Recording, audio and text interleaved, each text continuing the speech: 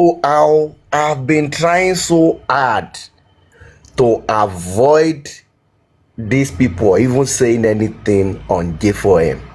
Teba mo bí mo ṣe tí mo mọ́ra ẹ̀ understand, because just like my mentor sọ̀rọ̀ last time saying ni wípé nígbà míì tí n bá ń gbọ́ nǹkan táwọn people yìí bá ń sọ nígbà máa ń wò pé ṣé àwọn people ìṣòrí wọn pé ṣá ẹjọ́ torí tọ́lọ́run. If you are in the shoes of Sanshitu, or if you are even their lawyer, will you give these people any document at all?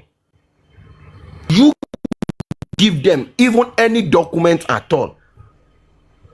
Okay, Sanshitu to okay, magistrate give ṣe verdict àbí opinion ẹ lórí corona inquest. Ẹ wo nǹkan tán ṣe fún Sanshitu, ẹ wo nǹkan tán ṣe fún magistrate yẹn. So in a delicate case like this, tó dẹ̀ jẹ́ wípé tó bá gba any document that you receiving from the court, there is a rep Mr. Onyinse sọ wípé okay, wọ́n á bí ẹ pé kí ni purpose o ti lọ state ẹ̀ wá lọ kó fún àwọn critical wèrè yìí lọ́wọ́, àwọn apàṣẹ sọ́wọ́ roaming madwoman kan yẹn, àwọn agbé picture wọn jáde abẹ̀rẹ̀ sí ń ṣe kínní. Abi, do these people even understand what it takes for you to attain the level of a senior advocate in Nigeria? Then, because lójú tèmi Sanshitu cross àwọn people yìí àti 25 million no àti 10 million no, òun máa nìyẹn mo àbẹ́ pàṣípò pé àwọn wèrè wo lòun bá tò pọ̀ yìí. I've been trying my best to leave these people from earlier the week tí wèrè ti bẹ̀rẹ̀ àti gbogbo squad wọn bá yẹn àti ìtàn wọn olórí ẹbí ń ṣe and everybody. Nǹkan tèmi kàn mọ̀ ni wípé nǹkan tí Jòsí ń serve yìí ó ti ń carry everybody. Ó kàn jẹ́ pé ìgbà tó ń gbóná gangan àwọn first person tó serve òun ni Wùnmí àti Liam, àwọn ni first person tó serve, so àwa ń fẹ́ pé eléyìí ló máa lé jù, òun ló ṣe kinní kan jù, but later on ó serve màmá, ó serve àdúrà, àwọn fẹ́ pé kò lè kún. So I don't know what the shout is. Fẹ́ sọ̀rọ̀ tẹ́lẹ̀ ṣẹ́rí ó ní ṣebí some days ago àbí kíní tí crunch kò yẹn sọ, mo ti lọ sí platform wọn pé mo fẹ́ lọ tẹ request àti gbogbo wọn tán jọ à ń bẹ̀ kí n sọ fún wọn pé ṣé mọ̀ pé àwọn people yìí ẹni ibi ni ẹni ibi òun làwọn people yìí. You see all of these people, and I was just so lórí testimonies about citizenship, àwọn èèyàn tó gba citizenship rà pé ńgbà tá bẹ̀rẹ̀ kàlẹ́ nígbà tí wọ́n afẹ́mọ̀lọ́dún náà and ìsìn nìyẹn àwọn èèyàn kan kò mọ sẹ́ẹ̀tì tàwọn Pinky àwọn buffet láti ṣẹlẹ̀ sí bíbá yìí. So wọn nìyẹn àwọn tó ti gba promotions níṣẹ́, àwọn tó ti ra property, àwọn tó mọ wọn ti ṣe dáadáa and everything. It just shows that wípé Ọlọ́run ò kí ń fi, because in all of this I don't lie to you, you see sometimes bóyá reasons mo ṣe nísìnyí when some certain things unfold and I see some people talk, it is not maybe like because rather it makes me feel somehow, because gbogbo nǹkan táwọn people yìí ń sọ, especially nígbà tí crunch coin ni wèrè yẹn bẹ̀rẹ̀ sí ń gbé submission tí Múyìwá ṣe lórí platform Yèyékúdí tó wá bẹ̀rẹ̀ sí ń gbé jáde bíi expose bẹ́ẹ̀ ni pé òun ṣẹ̀ṣẹ̀ discover gold kan àbóhun discover kíní kan. Only thing these wicked people can see in all of that submission of Múyìwá ìgbà gbà lẹ́yìn, bàbá ti gbà lẹ́yìn, gbogbo family ti gbà lẹ́yìn. And I'm like, are these people really really okay? Tó bá jẹ́ wípé èèyàn gidi ni yín, tẹ́ ní conscience, tẹ́ ní empathy, you listen to that submission from family wine Tony. As of that time, the family wine sọ̀rọ̀ yẹn should be maybe early 2024 or maybe late 2023.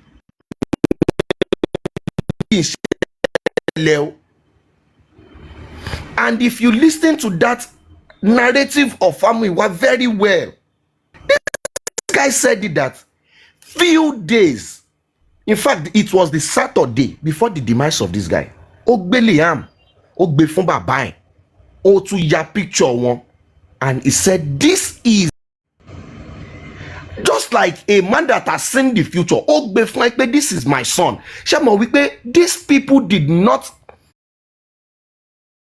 see anything in that, even if of anything, in confidence, in confidential, in a secret place. This guy gave this boy to you.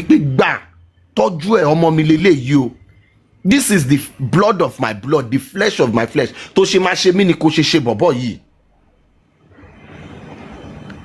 And just few days or weeks after the demise of this, you became the number one enemy of that same boy. And people, you ring come back. One ring tó wrong in fún ní secret pé ọmọ yín ọ wípé kẹ́ gbà kẹ́ tọ́jú ẹ dẹ̀ ń wá síta ẹ dẹ̀ ń sọ fún wa wípé kò ń ṣe ọmọ yín wọn kẹ́ tọ́ wọn ṣe kíní kan kò yẹ kó rí bẹ́ẹ̀ now. Since then, I've just realized the fact that these people, they are not just human beings. And gbogbo ìtàn critical wèrè yìí ń ṣe yìí. What I've been asking myself ní gbogbo nǹkan tí mò ń gbọ́ ni pé ta ló ti mú ta àwọn wo ló ti make tó ti ṣe májẹ̀mú wípé Jòsí gbọ́dọ̀ lọ sẹ́wọ̀n. Because to me now it's as if like there's an agenda. People are feel like are we justice? The next thing the week.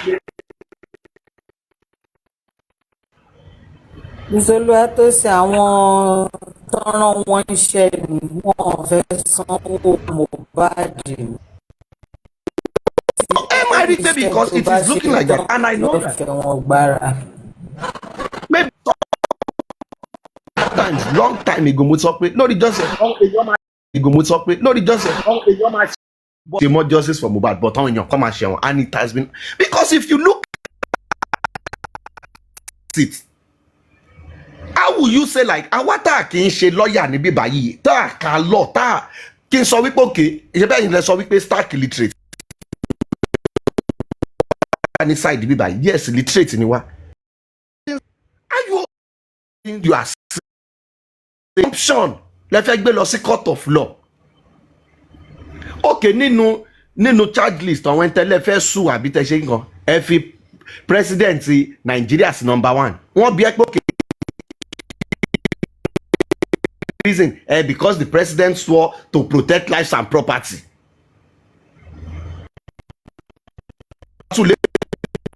Sanwó-Olú sọ wípé ṣé Mohbad ní first person tó máa kú then because of that ó yẹ kẹ́ charge. What nonsense is this? And number 3, IGP, the police, they didn't do their investigation. That's why we are. Then at the end of the day, you want Jòsí to be the one to sign because tó bá ti sign, which means òun fúnra ẹ̀ ló lọ gbé gbogbo eléyìí. And do you know that in all of the story attention sọ̀rọ̀ DNA and everything tó ń sọ para Jòsí Òyà and everything mo ṣáà ń wò yín pé kọ́lọ́n ṣàbá yín ṣe because man eléyìí I am very sure ìsàn Jòsí tó ń di sàn mú sàn ti jẹ́ kó yé wípé ọ̀gá bó ṣe ń ba lọ yìí one of your leg yìí tó ṣe ń gbé yìí ó ti wà nú ẹ̀wọ̀n. Because don't forget that one of the things Jòsí to the whole corona inquest the ọlọ́pàá ṣe the whole investigation boils down to know the cause of death. And don't forget the fact that Josie did not file or apply for any of this. Josie has not made any proceedings or anything. Lórí gbogbo kíní yìí, corona inquest, it didn't come to light because of Josie. The police investigation did not come to light because of Josie or anything. But don't forget one thing Josie has said to every Nigerian, and it is within the public space, is the fact that Josie has said it pé Ali ló pa Mohbad. These are ṣe confessional statement àbí báwo náà ṣe máa ń sọ o. Once tán bá ti ṣe DNA, òun máa náwó sí ẹni tó pọ̀ mọ́ òun. So that's one case. You might think like Paul ṣe ń sọ wípé public làwọn àwọn lè file, àwọn lè sue. Do you also know if there are some silent watchers too who are just watching patiently that let this DNA be done? Because lè sọ fún mi pé pẹ̀lú gbogbo nǹkan tẹ́ ti ń ṣe láti jọ yìí tẹ́ ti ń ṣe anywhere, if close to 2 years Josie can receive a court summon for defamation of character and everything. Do you know the amount of things that are still coming for not just Josie but even ẹ̀yin tẹ́tí tẹnu yín bọ́lẹ̀ and everything? Ó dẹ̀ ti yẹ kẹ́ máa gba signal bí federal ṣe ń drop wẹ̀ fún yín ní díẹ̀díẹ̀. So pẹ̀lú gbogbo wàhálà tó ti fẹnu ara ẹ̀ kó sí in the name of GoFundMe, in the name of Access Bank, has come to play that okay, you have alleged this person of doing this. Now you need to prove it. Now, kí ni proof tó ní? You critical thinkers, proof wo lẹ ní? What do I have to defend myself? Rather, what you are doing for this man is to continue digging this hole for this man to keep going down. Nyen mo fi ń béèrè wípé níbo náà ti ṣe meeting yẹn tán ti wò wípé tọ́wọ́ ò bá ká ọmọ Wùnmí, then Josie has to be the replacement. Because in all of this, you can see that the whole agenda is somebody must end up in jail. And now, Wunmi has gone past that phase. The only person behind for them to hold now is Josie. And that's why you are getting all of this. By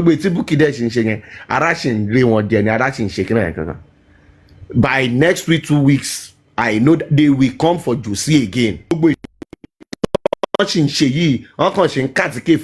They are coming for Josie. Because, okay, if, let us just be reasonable. You say you want to do DNA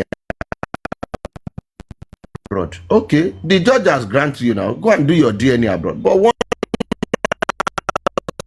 to be done in Nigeria? So what's the problem with that? Tí o bá ń ṣe wípé bí a pé àwọn people yìí ti ní evil plan kan tán ti orchestrate tán ti fi sílẹ̀ gbogbo narrative yìí tán ṣe lè ṣe gbogbo ẹ̀. Now the likes of Poor Grace and there are other people on the wall. Ìwọ ò lè jókòó sí UK kó máa sọ fún wa kó máa sọ pé kiri kankan. Do you think wípé ojú lásán ni tí ìyá yẹn sọ wípé tí DNA bá wá negative àwọn èrò tó máa kún sẹ́wọ̀n wọ́n pọ̀, kí ni ìyá yẹn rí? Is that not the same woman tó máa sọ wípé tó bá jayé o àbí onímájẹ̀mú kan ti jẹ́ kóhun rí o, ọmọ yìí ọjọ́ ti jẹ́ kóhun rí gbogbo ẹ o, wọ́n ti fi ọ̀hún lójú oorun, wọ́n jí òun báyìí nílẹ̀ mẹ́ta tó ń sọ fún sóhun létí tó ń fi gbogbo ẹ̀ hàn òun. So arúgbó ọjọ́ yẹn ó ti yí padà ń sìn yìí ẹ̀ tí wọ́n sọ wípé if the DNA comes out negative ẹ̀wọ̀n na prison.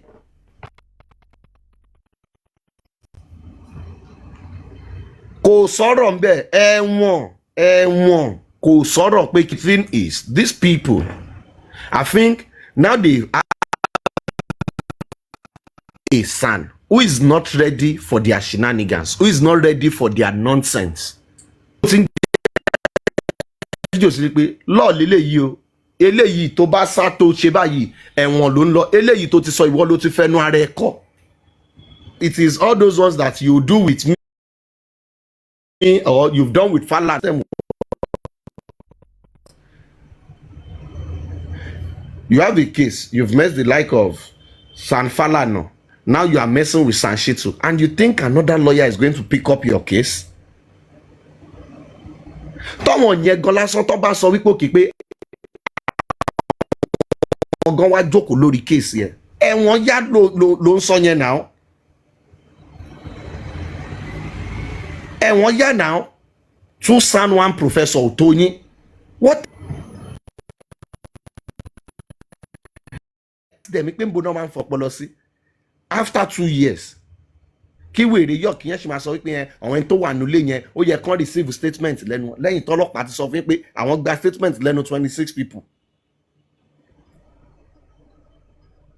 In a clear case where the nurse who injected this guy had come out to take responsibility. But okay, you guys assumption òun ni kọ́ máa gbé káàkiri. Ibi tí wèrè Karimot sọ wípé òkè o railings ló fọ́ rí railings. Okay, 3 seconds Yomi òun ni kẹ́ máa gbé káàkiri. 3 seconds tẹ́ gbé èèyàn ti jáde tó sọ wípé ọ̀gá kò rí ilé o tipẹ́ ni omi kàn ṣe láti fi gbowó lọ́wọ́ ẹ̀ ni o.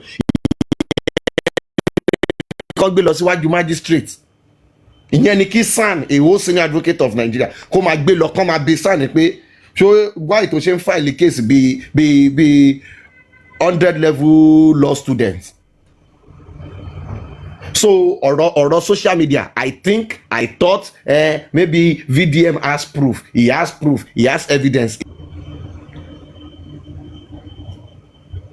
So okay, Fọláṣadé kọ́ wípé kí òun rẹ́jẹ̀. Lóun rẹ́jẹ̀ ṣé kò ní sọ wípé bàbá lòun rí náà. Náà ṣé wọn ní bíjò sí wípé ìtìwọ̀ lórí báwo ló ṣe tó gangan.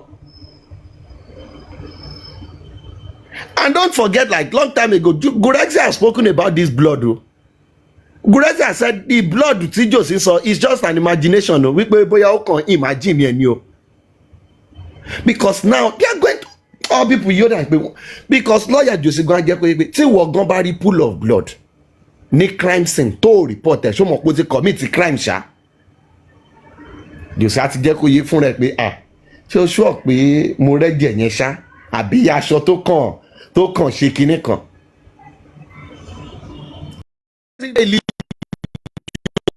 Kò sí gan lọ́fíìsì Sanshitu wọ́n jù sẹ́gbẹ́ kan ni because to this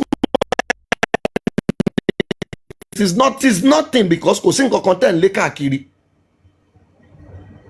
But as a lawyer tó bá sọ pé tí lawyer tó bá gbé case wá lawyer fẹ́ make owó business wọn nìyẹn náà. Tó bá sọ pé àkóyẹ kó lé kíní báyìí tó bá lò fẹ́ lé bẹ́ẹ̀ kò sọ̀rọ̀ in as much as tí n bá ṣàtìyàn appear ní court wàá máa sanwó mi wàá dẹ̀ fẹ́ mi ní retainership fẹ́ mi. So what exactly do you want that man to do?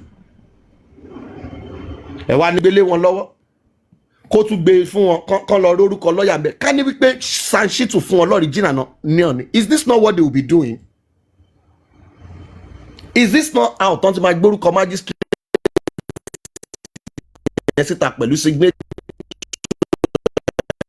síta kọ́ yẹn tán ti máa sọ the content tán máa rí dínkù magistrate yẹn tán máa mú magistrate ṣeré? Because everything they are trying to say here is the fact that the magistrate bóyá magistrate ní náà ó tún ti compromise. Everybody ló ń compromise lọ́dọ̀ people yìí. Àwọn nìkan náà compromise. Àwọn Yorùbá dẹ̀ máa ń sọ pé tíwájú ò bá ṣe lọ ṣé bẹ́ẹ̀ ni àṣẹ padà sí. Why can't you guys just take a pause and just look about this thing? Taking with any critical thinkers, like beyond your own view or ideology, and just see it from another angle. Why tó jẹ́ pé gbogbo gbèsè tẹ̀yìn gbélé ń lulẹ̀ níbẹ̀? Why tó jẹ́ pé everybody tó bá ti ní nǹkan ṣe lórí kíni tó bá ti dé tó bá ti sòótọ́ the agenda of wọ́n stab wẹ̀ ìgbà tán lọ wo body tán ní kò sí stab ń bẹ̀ wọ́n ti compromise. Magistrate give verdict either you like it or not o. Judge sọ nǹkan tó sú ẹ o kò sọ nǹkan tó pè ẹ o kò sọ nǹkan tó pè ẹ in the court of law wàá sì kọ́kọ́ sọ pàṣẹ lordship pleases ni. Ẹ ó ní kéèsì kan tí Sanshitu sọ wípé òun ò gbà òun ò ṣe nǹkan so ní ìsinyìí ẹ lè máa lo reference Sanshitu as a good lawyer the same Sanṣítù Sam Falana, yes now ẹ lè máa lo Falana sìn yìí, ẹ lè máa reference ẹ fún Sanṣítù sìn yìí kẹ́ lè mọ̀ pé nǹkan ṣàn people yìí. Nígbà tó fẹ́ lọ gba Sanṣítù yìí ẹ máa feel wípé ọjọ́ kejì báyìí ọ̀nà máa detain ní Wùnmí tó máa lọ lock you up for life. If Sanṣítù just enter, if Sanṣítù just enter, if Sanṣítù just enter, if Sanṣítù kí ló dé ibi ìlà wà. Wàláhì ó kàn máa ń dàbẹ̀ ni pé ojú ni gbogbo nǹkan pẹ́ sí. Because if as of the time tó ń polówó tó ń kiri Sanṣítù, if anybody had told us like a day like this will come, a máa wò pọ́jọ́ wo ló fẹ́ dé ni, but àwa ní side bí a mọ̀ wípé kò sí tán ṣe fẹ́ ṣe because àwọn people yìí they cannot celebrate anything for so long. Ẹ̀tẹ̀ wá dé sìn yìí just like a year ọlọ́run ọba sùúrù ní ìsìn ojú wa la fi ń rí bẹ́ẹ̀ ṣe ń fi sànù yín gbolẹ̀. And I just want to give it to the Wunmi's legal team. Wọ́n sàníyàn wọ́n ní senior advocate of Nigeria, but ẹ máa mọ̀ pé àwọn eléyìí orí wọn pé wọ́n ń ṣiṣẹ́ wọn bí iṣẹ́, àwọn ẹni tó dẹ̀ gbéṣẹ́ fún wọn gan wọ́n jẹ́ kán ríṣẹ́ wọn ṣe. Wọ́n jẹ́ kán ríṣẹ́ wọn ṣe because on this side it is not content.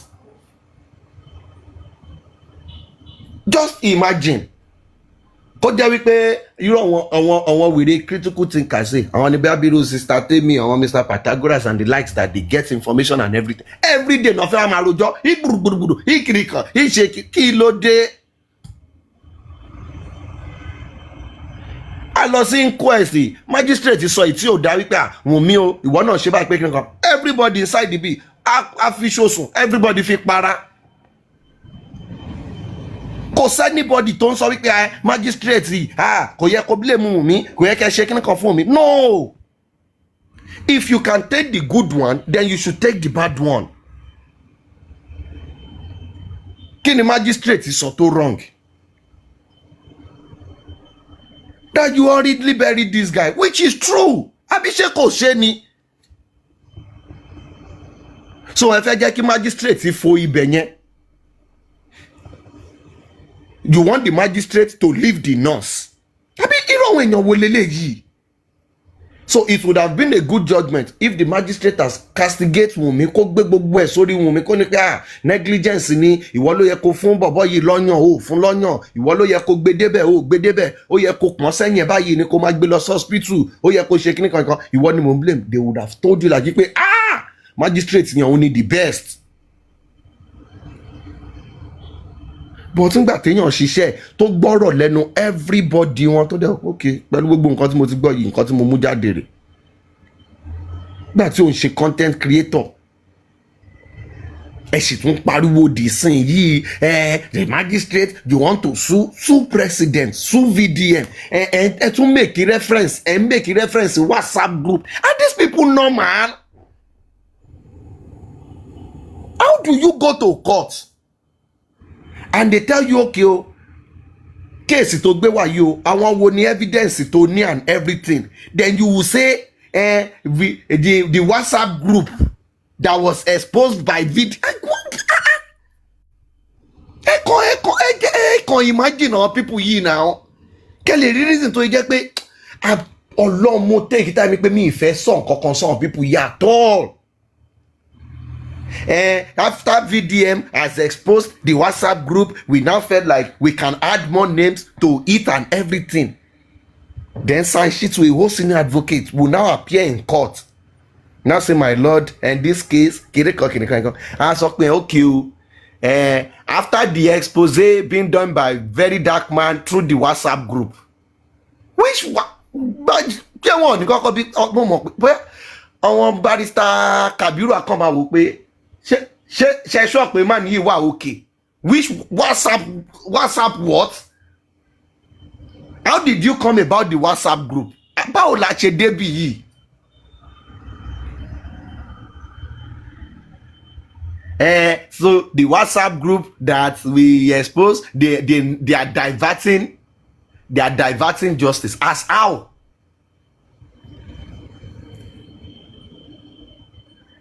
This same people that you are saying they divert justice or anything, are you aware? Because give people their flowers, oh. Give people their flowers. Are you aware that the police investigation into this case, it is still this same Iyabo ten Sokpo no divert justice, and Tonto and her people, they were the one who wrote petition to the police, oh. They were the one who went to the Lagos State House of Assembly, oh. Àwọn not gbé wa déwájú ọlọ́pàá o lórí case yìí tó fi di wípé ọlọ́pàá lọ exhume body o. Àwọn náà lọ report case yìí officially o tó fi di wípé okay, the police investigation commence and everything o. These are the same people that you are saying that they are diverting justice. Okay, ẹ̀yin tẹ́ ẹ̀ divert justice, kí lẹ̀yin ti ṣe? If not like just frivolities and ṣe content, ṣe kinní kan. What exactly have you done? Ẹ̀yin tẹ́ pera yín ní team Josie yìí from day one. You guys should just sit down and maybe like tẹ́ ṣe jókòó nígbà tí Crunchy wèrè tó lọ message Sanshitu tí Sanshitu call list àwọn nǹkan tóun ti ṣe. Maybe the likes of critical thinkers and the supporters of Josie and everybody, maybe they also need to write what they've been able to do in the course of these 2 years. Aside that, be and Dawoku every day, in the Dawoku nation. Just tell us one good thing that you've done. The only thing they will come out is to tell you, I want 5 for DNA. What exactly? Any member of the public and the public. What exactly have you done? Because this is the first time. Tombali so these people push course yi. They sign it for these people are so much irrelevant in this whole thing that there is nothing they can even do on their own. But we are the public, they need to come and tell us, Wunmi needs to come and tell us what is happening. Can she come and tell us with the public? Now, le public yín tẹ́ ń pè with the public yìí. Kẹfì anything lórí case yìí. Even the critical queries and the likes and everything. Pẹ̀lú gbogbo nǹkan tẹ́ fẹ́ ṣe 43-man list tẹ́ kọ láì ṣe pé ẹ̀ select team tó fẹ́ lọ play World Cup. 43-man list yín ẹ sì need láti gbé padà lọ fún Josie. Wọ́n láwọn fẹ́ ṣe class action ni sir. Ẹ need láti gbé lọ fún Josie wípé kó sì tún bá yín approve ẹ̀. Kó bá yín approve jail sọ́run ara ẹ̀. Àbí ńgbà tí Josie bá sign ní kíní yẹn sìn yìí, the onus to present evidence to back up those claims ṣọ́run ẹ̀kọ́ ló wà ní. Evidence wo ló ní? Wọ́n wá ní kí Josie wá present evidence. A sọ pé lórí Temis platform ní October 9 wọ́n sọ pé kinní kan Temis sọ wípé Mayor sọ pé Pythagoras sọ wípé me understand. They said Loma present in the court.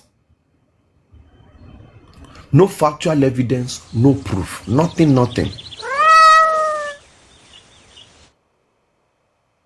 It's just so Protect Sam. Oh, thank you very much. Thank you. Protect Sam, okay. Show me Sam. Protect Sam. It's okay. Ẹ fi wọ́n lẹ̀ bí àpàdé wọn ni Mr. and then wọ́n feel nǹkan tó ń sọ ni. Ẹ fi wọ́n lẹ̀. Wọ́n feel nǹkan tó ń sọ ni so ó ń make sense. It's Oluwatosin, yeah. So, but so the thing is, in all of this, I feel like ní level ta dancing yìí, to be sincere, like, especially this past week, nígbà tí this whole audio has come out and everything. To me, what I felt like, torí ẹ̀ ló jẹ́ pé ẹ rí pé mò ń fi Crunch Queen yẹn sẹ́nu gidi gan. Because for me, I feel like ibi tí èèyàn bá ti where you expect more, if you are getting less from those places, I think it makes no sense. Níbi tá dancing yìí, in all of this justice for Mohbad, if truly you feel like what brought you into this whole thing is truly justice for Mohbad, I think what is happening now should be those basics for everybody to close ranks. It should be that moment where people should be able to own up to their mistakes and say like, okay, maybe at a point in time, I've let my emotions, or maybe like I've been listening to this whole thing from one side. Maybe like Mutijeki bias me take the best of me.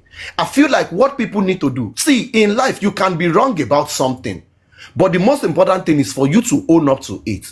And say like, maybe, but yeah, maybe you want to apologize to Omoumi. But for that innocent 5-month-old boy as of September 2023, 30 bash, 30 call name, that your action or inaction, ti jẹ́ kon drag, ti jẹ́ kon put to ton ti bully, kon shaking. I feel like people should just be able to say like, I'm sorry. For people to just say like, you know what, I'm sorry. And people can just close ranks. You see, for me, it is not about the level today. If truly Otoba Jawikbe justice for Mohbad in Kotansha and everything, that was why, like, on September 12th and everything, Tibu and everything, I didn't. After 2 years, Otiyek everybody mon Kotansha, and this is a time for maybe like irrespective of Mumilo support, you see low support, low support, people should be able to close ranks. And for once, let us look like, okay, the most important thing, like Atishe best what justice from Boboya and everything, but it seems as if like it is not going the way we could. What can we do? Let us just honor the legacy of this guy and on koto fisile ejeka wa tashima protect and everything, and people should just like move on. But in this case,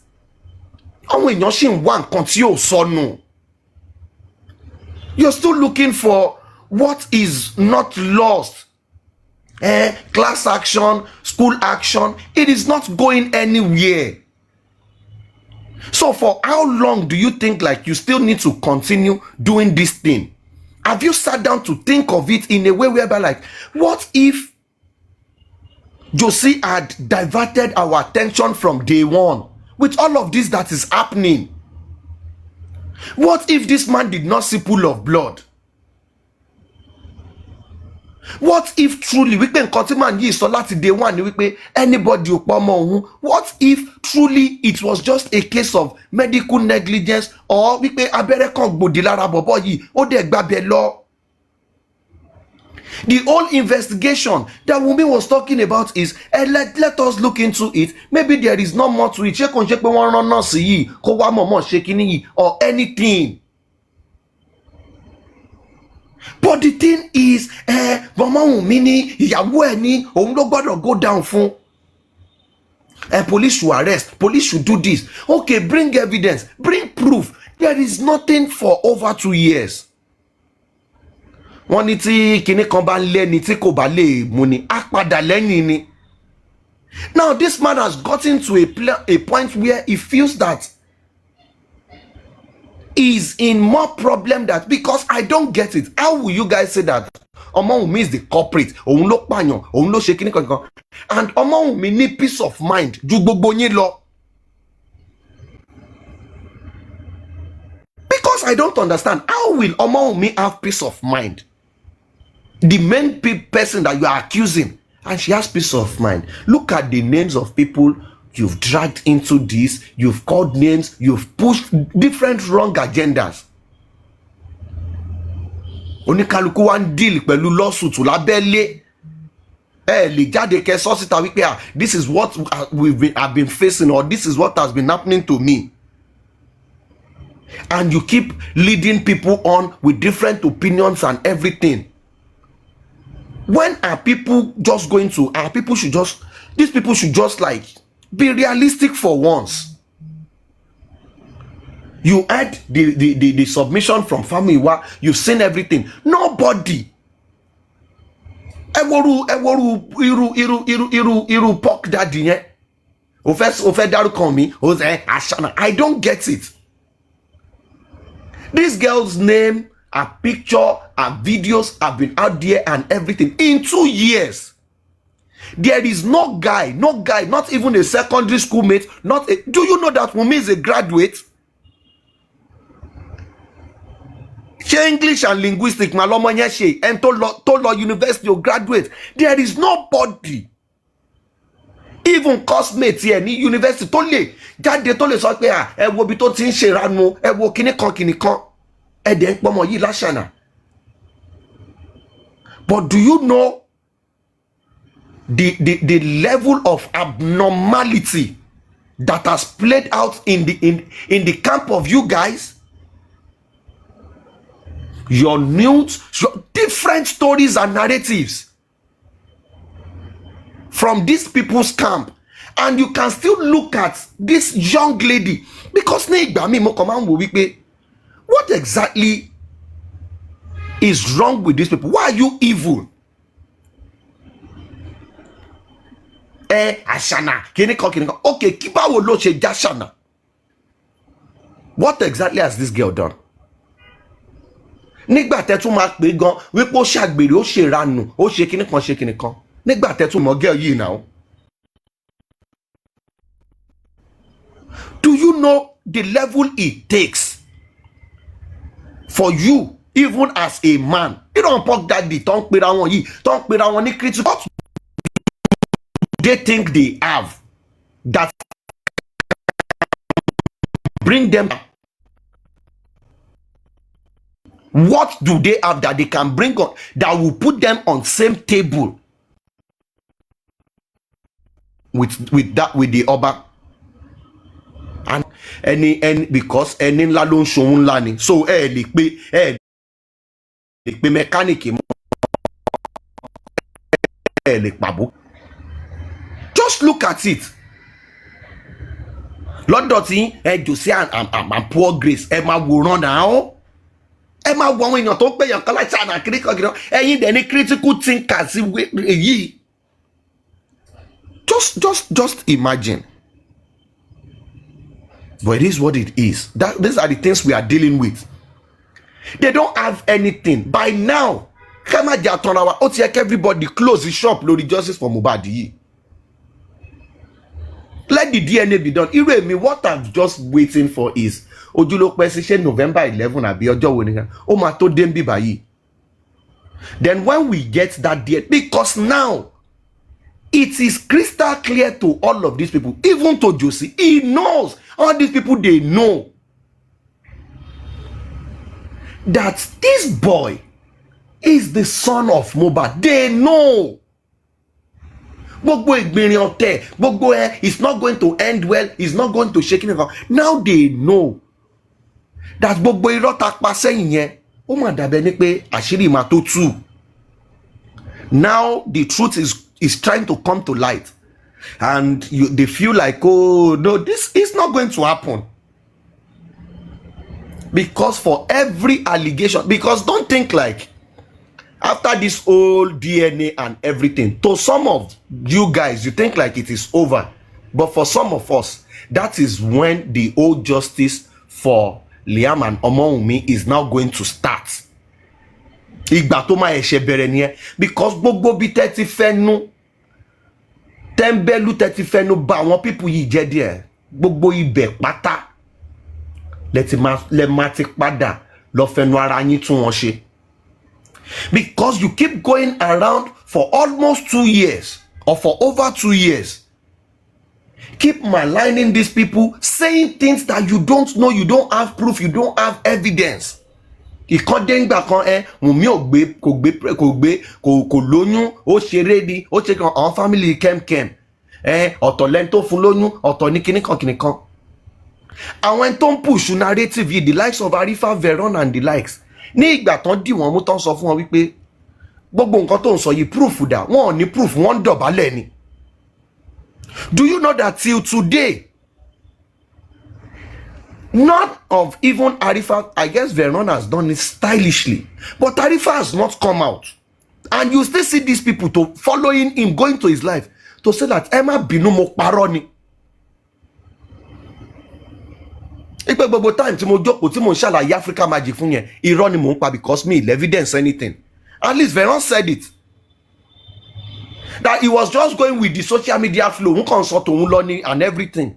Ipe but nígbà tán dé òun kò mú evidence wa. Òun fi pé Arifa tó ń sọ̀rọ̀ tó ṣe kíní kankan. Ipe òun fi pé wọ́n máa ní evidence now. Ipe àwọn tó ń sọ̀rọ̀ àwọn confia and like sípò máa dé evidence síta. They don't have anything. Ipe ngbà yẹn lójú òun ká.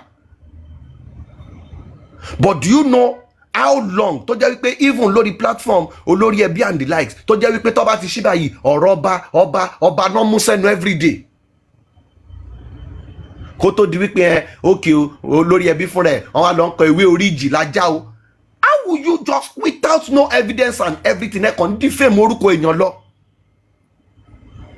The same thing you have done to Omowunmi and Liam for 2 years. Let the DNA be done. Tí DNA tán bá ti ṣe DNA, because the first thing is only ẹjọ́ lèèyàn máa ń kọ́ kéèyàn tó kọjá. Let the DNA be done first. Ká kọ́kọ́ rí results yẹn. Because tí o bá ń ṣe wípé maybe like these guys they are onto something. If they like, they said they want to do DNA in 10 places, it should be the more the merrier now. If you are really sure wípé kíni yìí negative ni say, the more the merrier now.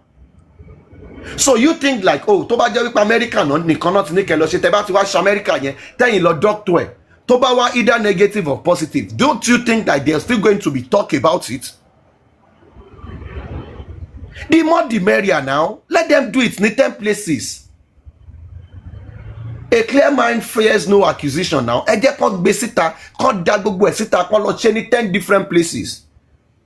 Tó lórí ẹbí bá lọ́wọ́ fẹ́ ṣe DNA tí wọ́n kán send the sample sáwọn náà. Anybody tó bá fẹ́ ṣe kán lọ ṣe now, then everybody should bring their results. But don't forget that in a case like this, the court has said it like any DNA tó bá máa wà admissible in the court of law has to be under the supervision of the court. So gbogbo ìtí Puff Daddy ń pariwo wọ́n lè rí saliva, wọ́n lè lo tissue, bone náà máa lò, gbogbo nǹkan tó ń sọ yìí. The only reason tán ṣe ní kí both parties is present ni wípé tán bá ti fẹ́ mú samples tán fẹ́ fi ṣe DNA. Everything tán bá máa ṣe has to be under the supervision of the court. Maybe I don't know bóyá nǹkan táwọn eléyìí ń gbọ́ ọ̀tọ̀. So you think that okay, what the magistrates will say is, I grant you the right to kí wọ́n lọ ṣe test tiẹ̀ wá o láti America, then bring it to the court of law. Àbí báwo ló ṣọ́ people yìí ṣọ́ ní brain ṣá. So okay káwa tiẹ̀ wá gbà pé wọ́n á fún ẹ̀yin ní right yẹn kẹ́ lọ ṣe wá, then you now bring the result. It will now be negative. Then you think that Wunmi is not going to contest it. Abimi, understand? So you want to come back from America, then because it is America, then you think like you just present it to court, and court will now say like òun nìyẹn. Ṣé mo wí pé tẹ́ bá lọ ṣe DNA yẹn l'Amẹ́ríkà?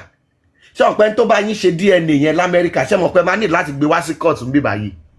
A fojú kan magistrate yẹn báyìí because wọ́n á ní questions tó máa bí. Because you need to just ask these people how they reason, how they get the confidence to come out and start spewing rubbish. But I understand the fact that one more when you're on deal pẹ̀lú. And not more okay, fish brain like one followers one. So anybody can just come out and just tell people, this thing is this. But I want to man do me Jew. Are the few ones that you listen to that you feel like oh yeah, come on, people ye with what these people know, at least they should be able to enlighten these people. At least you know you can say this, you can say that, you can say this. To let get me wrong, crunch queen, wrong chairman, wrong aristocrats, and mama mú wọn sọ́wọ́.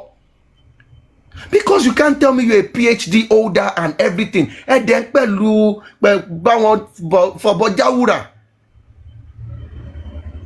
sometimes you go to these people's platform, you listen to them speak good English and everything, and you look at it like, how are you this sound and you are then ronuba yi? Why to jẹ́ wípé one way gbogbo nǹkan tí ẹ̀ ń sọ sìn tí most of these people tó ń pariwo lé lórí sìn jòsí o kíní kan. These are the things that we have seen since 2023. How will you now tell me wípé ó take kan people yìí ní almost 2 years láti discover nǹkan táwọn èèyàn kan ti rí 2 years ago?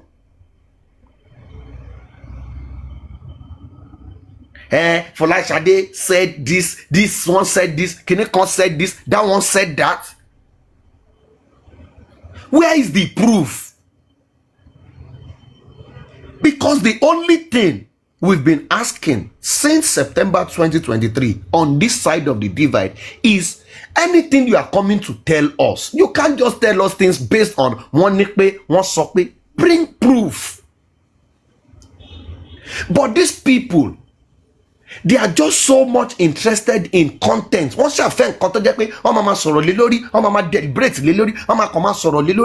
so they don't even need any proof. Once you just come with anything, Mumi said, in as much as it will make Mumi look bad and fuel their own thinking, they run with it. Run with it. Anything to Mumi. Adura is the corporate, Kinekon is the shaking of hand. Lori case to jẹ́ wípé from day one an explanation has been made. This and this is what happened. Then 1 year after, 2 years after, you still see people tell you they should come and tell us what happened in the house. Kí lẹ fẹ́ jẹ́ kó sọ fún yín? Kí ni nǹkan tẹ́ fẹ́ kó sọ fún yín? You turn non-entities into celebrity. God bless you from Wendy. Ẹ woru driver yẹn náà. Àwọn tẹ́bi ń pa. Kẹ̀tọ́ wí kẹ̀tọ́ fò sáré lọ sí TikTok account. Mohbad driver. I don't get it. So ẹlòmí. Mohbad ń romi lọ́wọ́ ẹ̀. Ìyẹn náà lọ kọ Mohbad water seller because àwọn nǹkan tó ń wá nìyẹn. Ẹ̀ ń tọ́ ra bread lọ́wọ́ ẹ̀. And these people are not even. They will come out. Police did not do their job. Police did not do their job. Police were doing their job. Ẹ̀yin lẹ lọ bail gbogbo suspect. Ẹ̀yin lẹ lọ bail suspect.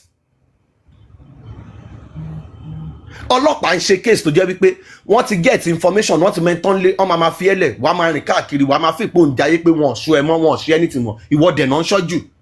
They are just waiting for that thing to happen and they will arrest you. But everything tó bá tiẹ̀ jẹ́ wípé ọmọ òun mi gan guilty wípé òkè o wọ́n fẹ́ arrest anything tọ́lọ́pàá ò bá fi arrest yẹ gan tó máa fi ṣe ẹ ti sọ everything the content any small thing igri ẹ ti gbé wá social media ẹ ti analyse any small thing ẹ ti analyse yẹ wọ́n ti sọ the content wọ́n ti ṣe kíní kan. What do you want the police to do? The police ought to see the house. They ought to shake crime scene. They ought to shake Nígbà tó ọlọ́pàá lọ sílé yẹn, did you know what they discovered? Do you know the reason why police felt like, no, don't let us do this. Let us maybe like take another approach. Why is it that Wunmi was invited or to the by the police over 4-5 times? Why? Do you know what was going on? But the thing is, can it be about bẹ́yìn ṣe ń ṣe làwọn náà ṣe ń ṣe ń bí ni? Ọlọ́pàá ti invite Wunmi o, ó yẹ má ṣe kíní kan ṣe nìkan. No now. During the case of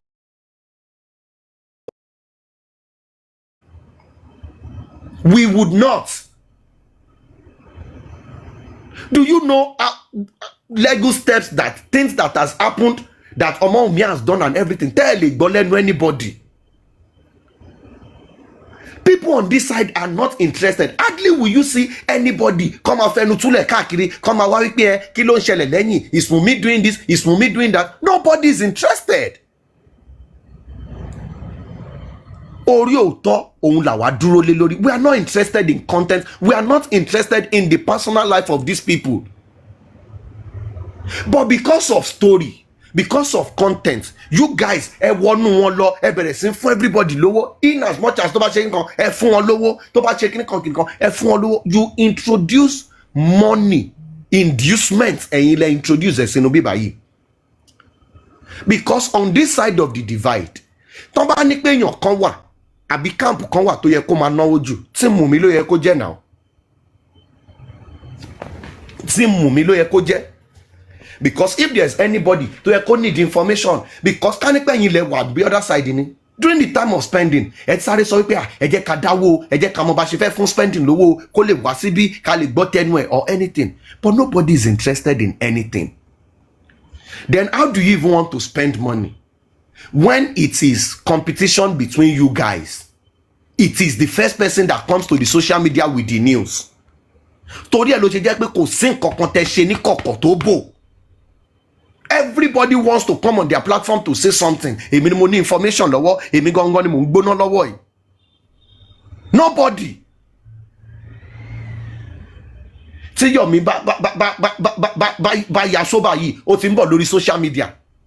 Tí kinní kan bá ṣe kinní kan, social media ni. Tẹ́lẹ̀ bá kọ lẹ́tà, social media ni.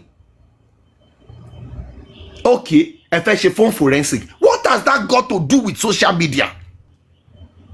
Because you guys will say, hey, we are looking for justice. I don't get it. Tó bá fẹ́ máa sọ̀rọ̀, wọ́n á sọ̀rọ̀ kéèsì Timothy. Ṣé bọ́n ṣe kéèsì Timothy lélẹ́yìí? Ìgbà tó rí Yomi Amzat ń ṣe àbí bọ́n ṣe àti Falana bọ́n ṣe ń ṣe rè every small thing. Àwọn ìyẹn tó tún ní radio station every small thing náà wá ń sọ lórí rédíò. Everything, there is nothing hidden in this case. Ìtò tún bá tún jẹ́ secret, you can just imagine the private conversation between their lawyer San Shitu and even some few members of the team present. You still find a way to bring it to social media. There is no secret, there is nothing you can discuss within people that does not come to the social media. Because once and that's why, like, you know, like, I, irrespective of anything, I still give it to some people to even if we are not together again or issue to share and everything. There is nobody to even as at that.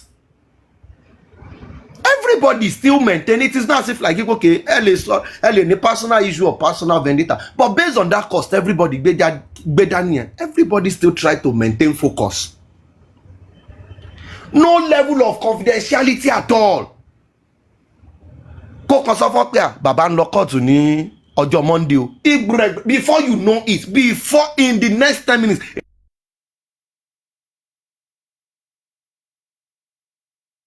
Attention, I can confirm to you Amaumi will be in Abuja tomorrow morning.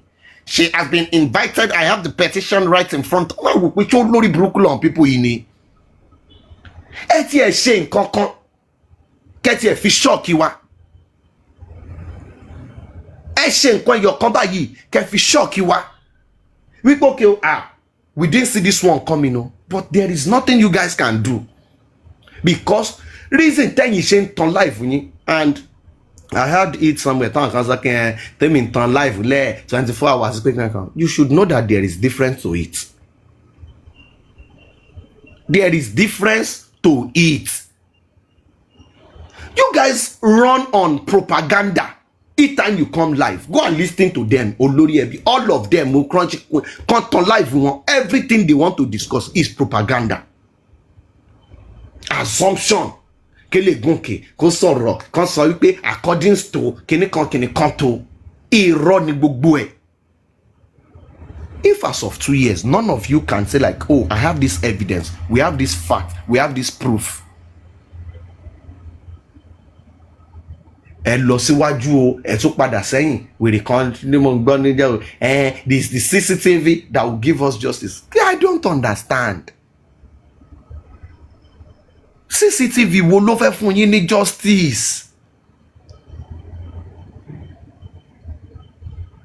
wọ́n tún kà á ṣe Mr. Dawa ló ń ka kíní CTC lánàá sìn yìí tàtú discover wípé gbogbo nǹkan tí Josie ti ń sọ káàkiri lẹ́tà ó wà lọ́wọ́ Wùnmí ó wà lọ́wọ́ Wùnmí ó wà lọ́wọ́ Wùnmí ní ìsìn a tún realize pé Wùnmí kan tún ní lẹ́tà hospital tún wà lọ́wọ́ ẹ̀ pọ̀ ọ̀dàrúṣà ló wà.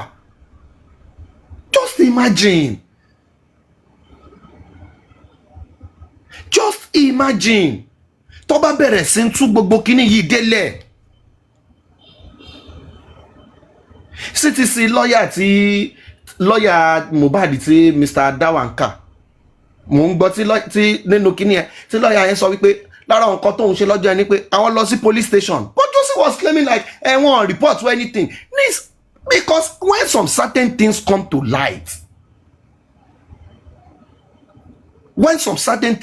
light you guys will know that this man was not honest with you people from day one and nísìnyí ẹ̀ tún rí but lè padà sí nǹkan sọ pé no ìrọ́nà pa fún wa o bóyá pé we ought to have analysed or reviewed this whole case in another different way but fẹ́ gbà pé wrong fẹ́ gbà wípé ẹ ti ṣe ibi àbí pòkè maybe like ẹ ti ṣòjóró àbí ẹ ti ṣe màdàrú or maybe you are not even fair in this case at all. There is nothing bad in you owning up to your mistakes and say, oh, I'm so sorry, I got that wrongly. Ẹ má bínú, ẹ má ṣe anything, ẹ má bínú pé kíni kan, and you move on with your life. But in all of this, ẹ ṣì ń wá excuse, ẹ wá ń pariwo káàkiri because you don't want to own up to your mistake. Ẹ wá ń sọ̀rọ̀ owó, go fund me, bẹ́ẹ̀ ṣe fẹ́ sue, bẹ́ẹ̀ fẹ́ ṣe kíni kan. Did the man force you people to donate for him? Wickedness yín kọ́ lẹ fi ń donate ni. Because I won't understand. Picking shift omu shift no tutu nínú ooru nínú gbogbo ẹ̀. You are now making that money to send it to someone that is not related to you, hiding under the guise of you are looking for justice, personal vendetta. Every one of you who donated either to the GoFundMe or to the Access Bank, you didn't donate it for good cause. You all donated that money because of your agenda. Ọmọ must be the victim. Reason tí ẹ ṣe ń ké tẹ ṣe ń pariwo ń sìn ni wípé ibi tẹ fojú sí ọ̀nà ò gbàbẹ̀. That's the only reason. Ibi tẹ fojú sí ọ̀nà ò gbàbẹ̀. Because ká ní pé gbogbo ìgbìmọ̀ ọ̀tẹ̀ yín wípé ó ti lọ your way ni. Tó jẹ́ wípé bí a pé wọ́n ti wá irọ́ kan pa, tán ti ṣe kíní kan, tán ti ṣu gbogbo kíní ẹ̀ rúgúdúrúgúdú, tán gbé sórí ọmọ Wùnmí ni. You guys will not ask for a refund. If the magistrate guys will not today be asking for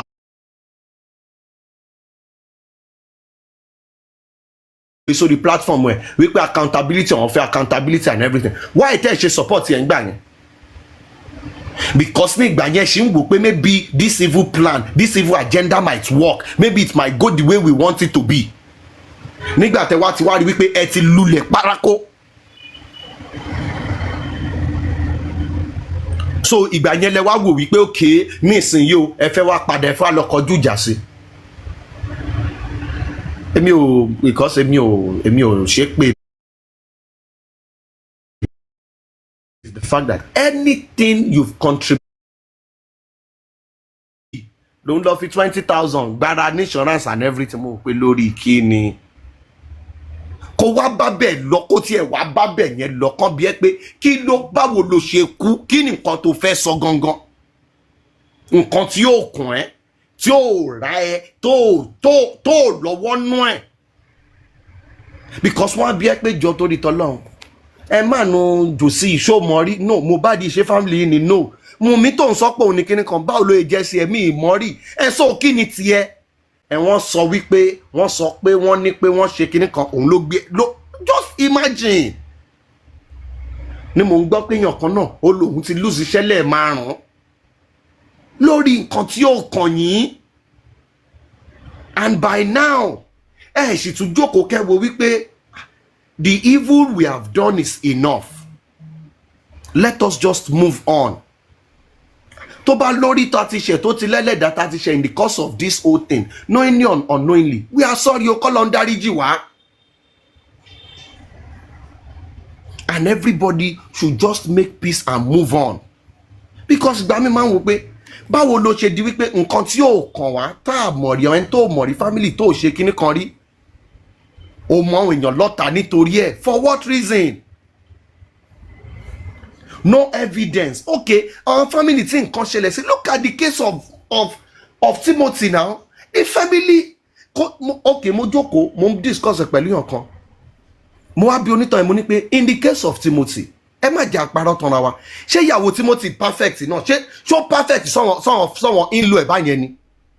Ṣé wọ́n máa love, okay wọ́n love ìyàwó Timothy 100% ni? But the first thing that family did was to put aside their individual differences.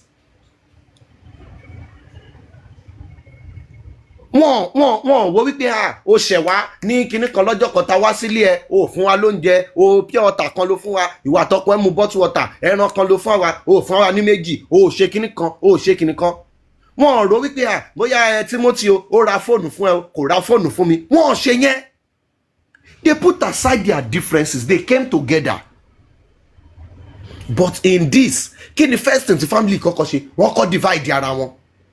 And the division of this family was fueled by you people. Ẹ̀yin lẹ fuel gbogbo division yẹn.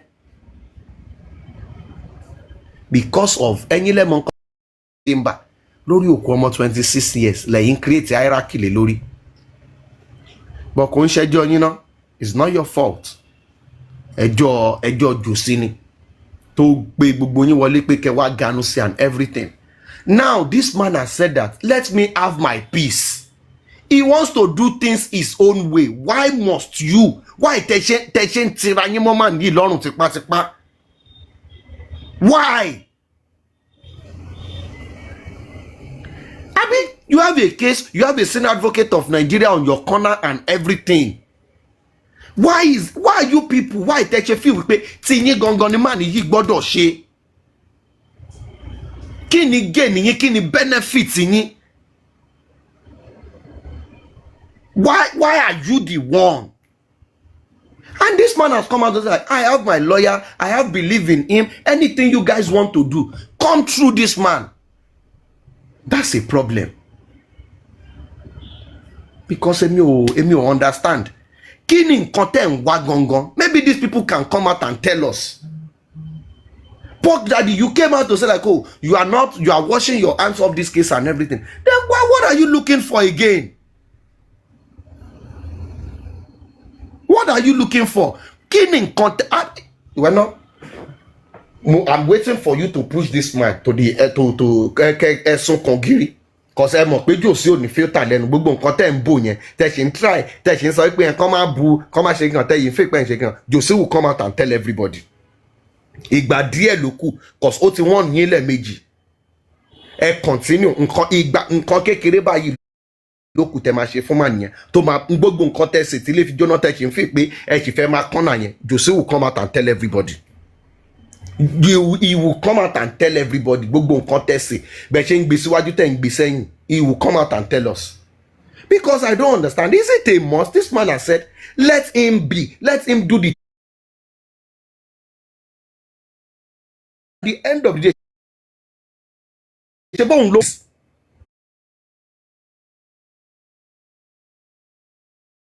Baba to some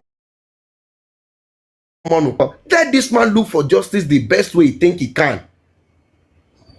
Tí ó bá dé work fún ṣe bóun ló lose. Ẹ fẹ́ kọ̀wé ẹ̀bọ ṣọlọ ẹ lọ kọ 98 man list kó wá sign yẹn.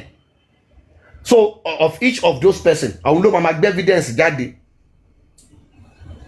Well, these people, may the Lord console them from whatsoever has damaged them, because I see these people as broken, evil people. They are damaged in and out, and they are just looking for somebody to mirror their frustration on. Because kini yo kan yin now. Kí o mi jáde leni kó sọ pé it support me to ẹ máa lọ lé yín o, mi need nǹkan kan lọ́wọ́ yín o. kí wọ́n máa sọ pé no irọ́ dandan ni o mo gbọ́dọ̀ máa support ẹsẹ̀ agbọ́dọ̀ ká agbọ́dọ̀ lo no kí ni nǹkan tó ń wá ń bẹ̀ kí ni nǹkan tẹ̀ ń wá tó bá ń ṣe pé there is more to it pé kiri kankan what exactly are you looking for? This man has said let me do my thing my way and you are still forcing the man to be with you. Àwọn èèyàn kọ́kọ́ ló ti wà pẹ̀lú tẹ́lẹ̀ ni kí lẹ ṣe fún jòsí tí QH radio ṣe fún. Nígbà tẹ́jọ́ African TV náà ó gba kámú náà. Àbí gbogbo idea tó ń lò tó ń ṣe kíní kan táwọn eléyìí wá ń jẹ yìí African TV ló lè foundation everything now. Everything about money tó wọnú justice for Mohbad African TV ló gbé wọlé now. African TV ló lè foundation gbogbo ibi tabara wa lé ni òun ló jẹ́ kó yé wọn pé there is money in this thing o bọ́lọ́n tí òun ṣọba ẹ̀ka ni ò jẹ́ kí ẹ̀ náà nìyẹn náà ni ò fi jẹ́nu ẹ̀ because what exactly is the problem? This man has said he wants to do things his own way QH radio bó ṣe ń dá millions náà ń ṣe gbogbo ẹ̀ náà ń ṣe gan at the end of the day ó jẹ́ ju wọn ni olórí ẹbí ló wà ń bẹ́ẹ̀ yẹn kò sí wíìkì kan tán ní dáwó olórí ẹbí fẹ́ ṣe jíngù gan lórí GoFundMe ẹ̀dáwó bọ́n ṣe ń process náà ń pe kinní kan náà ń ṣe kinní kan tó bá ti dẹ́gbẹ́ èlò la fẹ́ dá lẹ́nì I need the target láti meet 2 million lẹ́nì ó yá bẹ́ẹ̀ lọ ìyàn kan máa dé 50,000 100,000 200,000 150,000 at the end of the day baálé orí afẹ́fẹ́ ló end ẹ̀ baálé orí afẹ́fẹ́ òun ló end ẹ̀.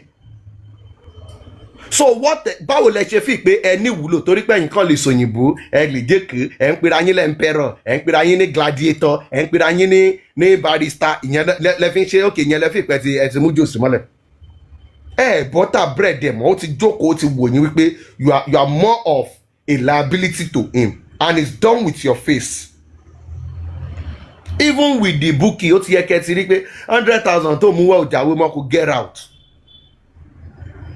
So ẹ fi pé now tẹ́ni ọ̀yin ti lọ nìyẹn ẹ sún sẹ́yìn àwọn poor grace ló wà lójú agbóǹsìn yìí àwọn náà ń jó lọ́wọ́ so kẹ́yìn ẹ̀yin náà go and lick your wound kẹsùn tí ẹ̀yin náà di àwọn tó ń rant and the likes kẹ́yìn náà lọ jókòó sí corner gbogbo ìtẹ́sí ń ṣe yẹn eke kàn máa bu o kàn máa ṣe ó ṣì ń rìn yín ni they are going to come out because gbogbo indirect sub tí bókè tí gbogbo yín lọ ń tìrò yẹn tẹ́ ń ṣe kíní kan yẹn ẹ ó ṣe ń rìn yín ni tó bá ti tó máa já yín jẹ then we are going to ibi báyìí làjọ máa wà so ẹ wo ẹ̀yin tèmi let's just enjoy the weekend o ká máa gbádùn ara wa lọ jàre kò sí wàhálà kò sí nǹkan kan ní ìsinyìí nígbà tí àwa ń pariwo tá à ń debunk ó dàbẹ nípa àmọ́ nǹkan tá à ń ṣe ń gbà yẹn ni ní ìsinyìí ọ̀rọ̀ bíbélì ló ṣe báyìí ó ní pé ojú wa báyìí òun la fi máa rí èrè àwọn ẹni bí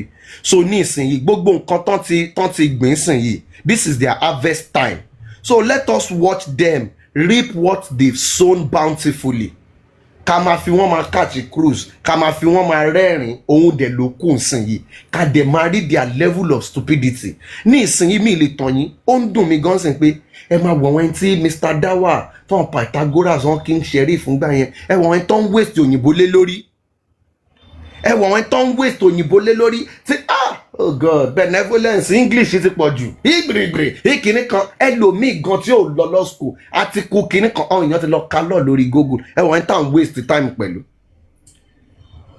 ká ní pé a mọ̀ pé bírò wọn wípé irú head of àwọn critical wèrè àwọn kíní pé pork daddy pé bọ́ nǹkan tó wà náà pọ̀lú ẹ̀ lélẹ́yìí ṣe feel wípé a máa waste time ara wa ṣá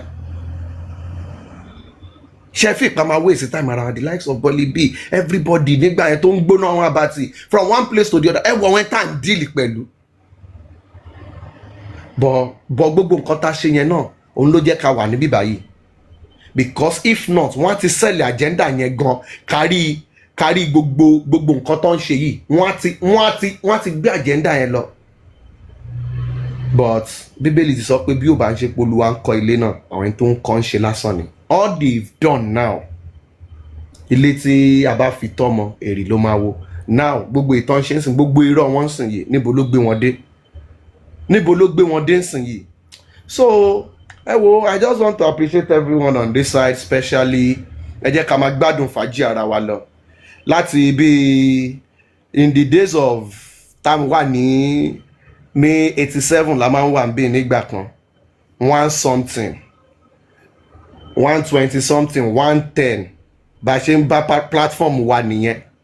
Àwọn tó dẹ̀ ṣẹ̀dé náà àkíyín káàbọ̀ sórí ilẹ̀ ọlọ́ràá ní ibi báyìí gbé evidence ẹ̀ dání là ń ṣe ń bí báyìí o àwa táwa ní ìṣòro ìwọ̀n wọ 5 something ọmọ candle sister tèmi yìí ń ṣiṣẹ́ o ó máa yí ìlò candle sister tèmi ń lo candle ológun lolúwa. àti pé so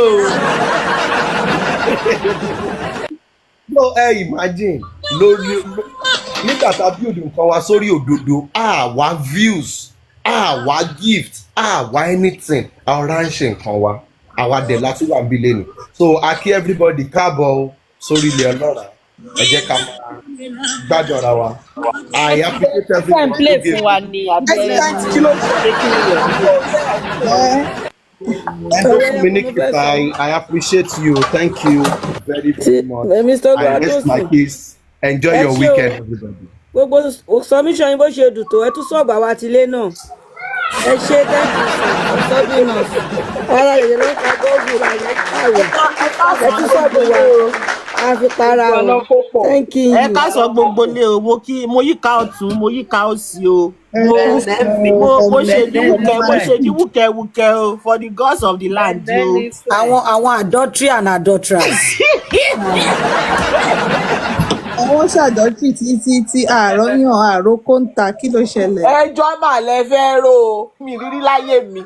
Kò sórí kò sí ìdí kò sí irú. Kò jẹun, ó dẹ̀ ń rojọ́ lọ. God is wonderful. Ẹ káàárọ̀ everybody o, ẹ káàárọ̀ àkùsọ̀dù, ẹ ra màá o. Mama àdọ́tìrà ṣe wà ókè. Ẹjọ́ máa bọ́lẹ̀ ẹ̀sẹ̀ má bínú. Ẹni Sunday. Ẹ káàárọ̀ gbogbo ilé o.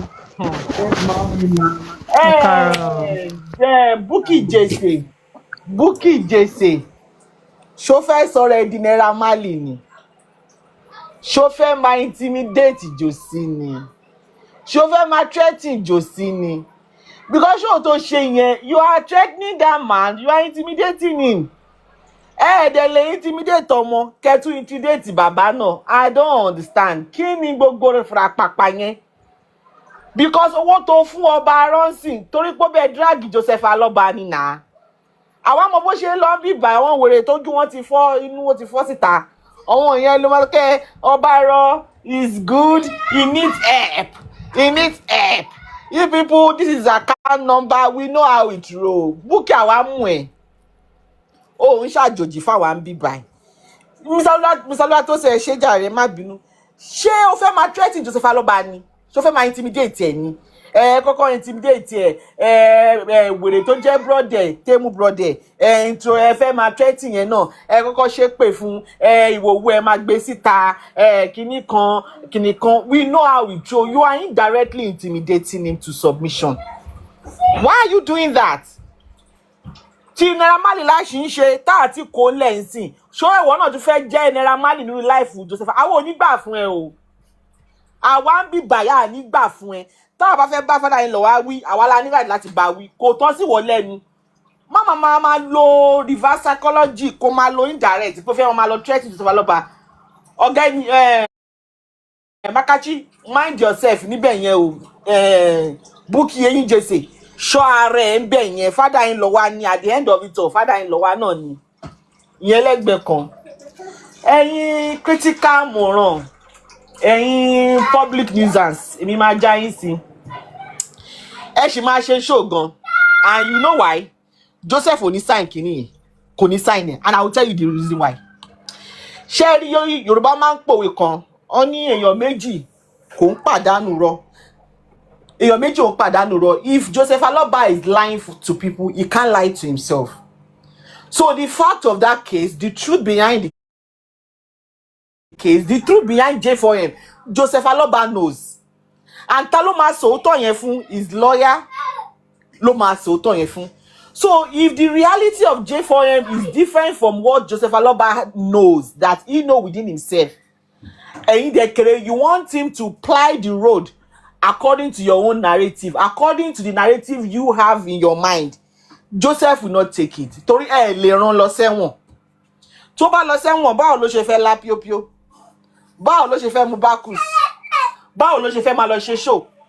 Máa fún ní conjugal. Báwo ló ṣe fẹ́ máa wa mọ́tò mọ́tò kùkù yẹn tó máa yeruku kiri yẹn? Báwo ló ṣe fẹ́ wà?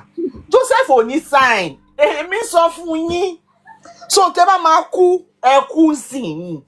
Tẹ́ bá máa ṣe show, ẹ ṣe show dáadáa. Joseph will not sign.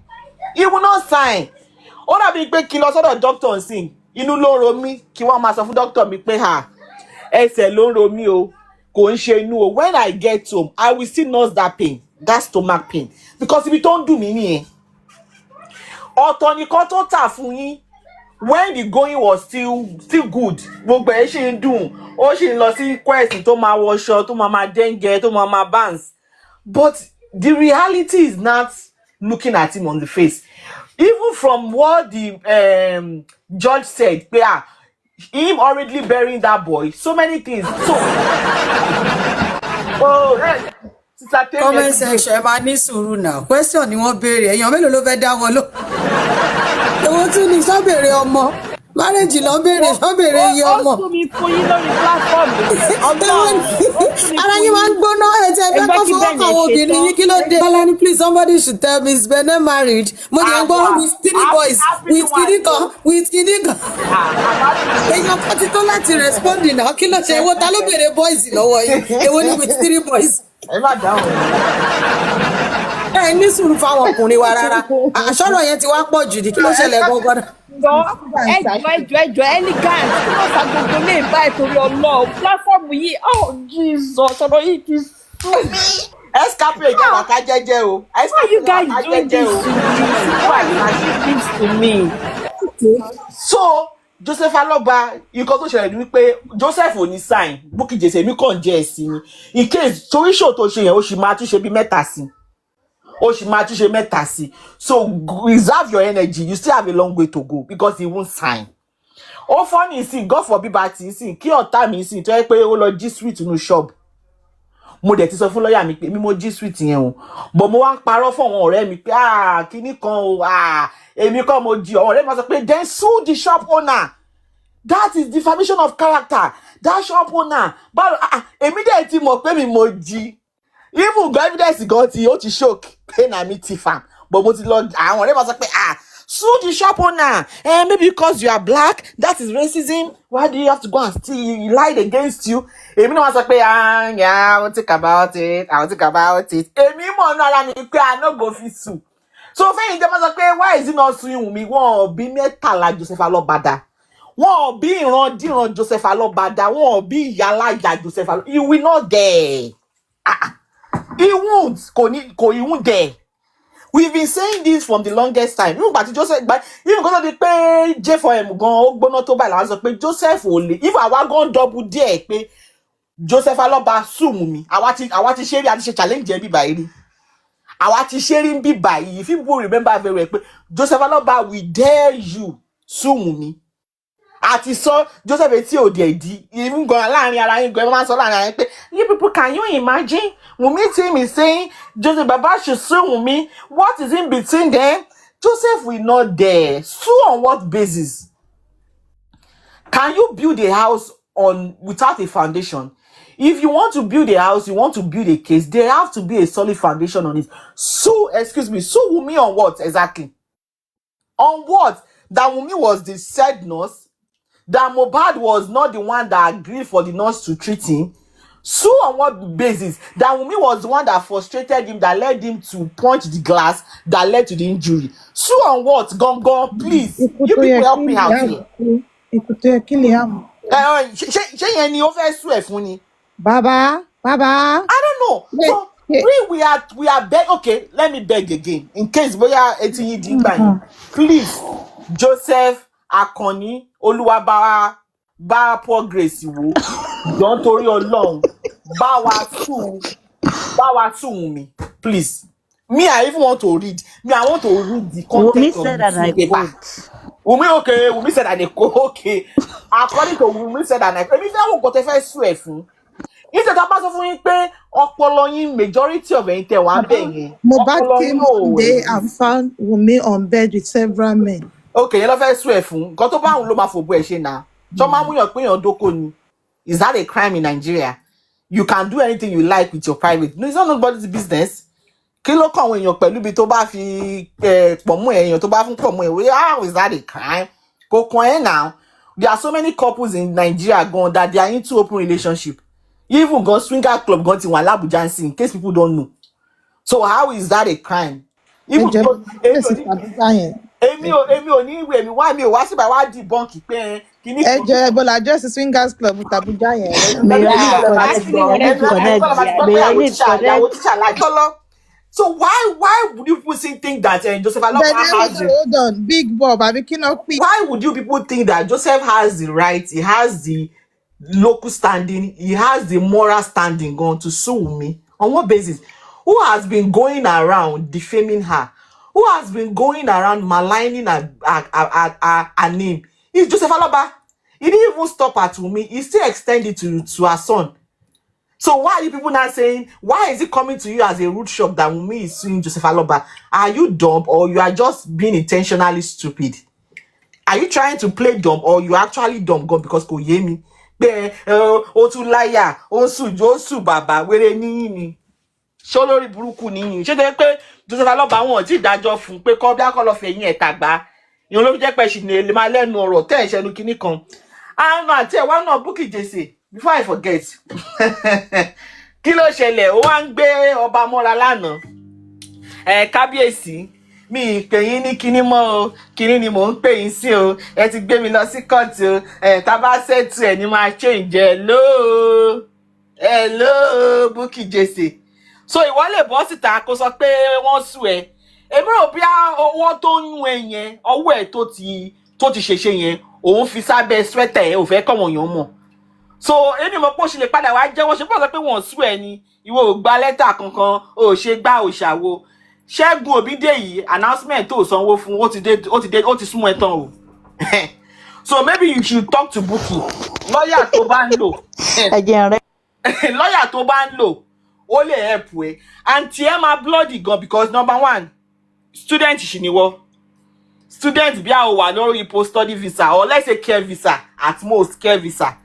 Aládé nǹkan UK lọ́wọ́ ta wà yìí wọ́n wá bọ́ ṣe máa dí population yẹn kù population of àwọn tó ń ṣe care wà lórí care visas they are looking for highly skilled they lè fall in that category.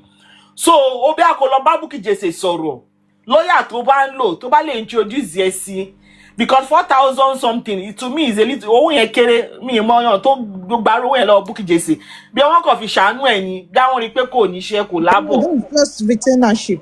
It's okay. just retainership. Because I was looking at the figure, I'm like, that's ridiculously low. But boya bẹ̀ṣẹ̀ sọ́nà bí just for kìnìún Oshima. So Ṣẹ́gun Òbídèyí Oshima need the lawyer o. For each appearance, you still have to pay.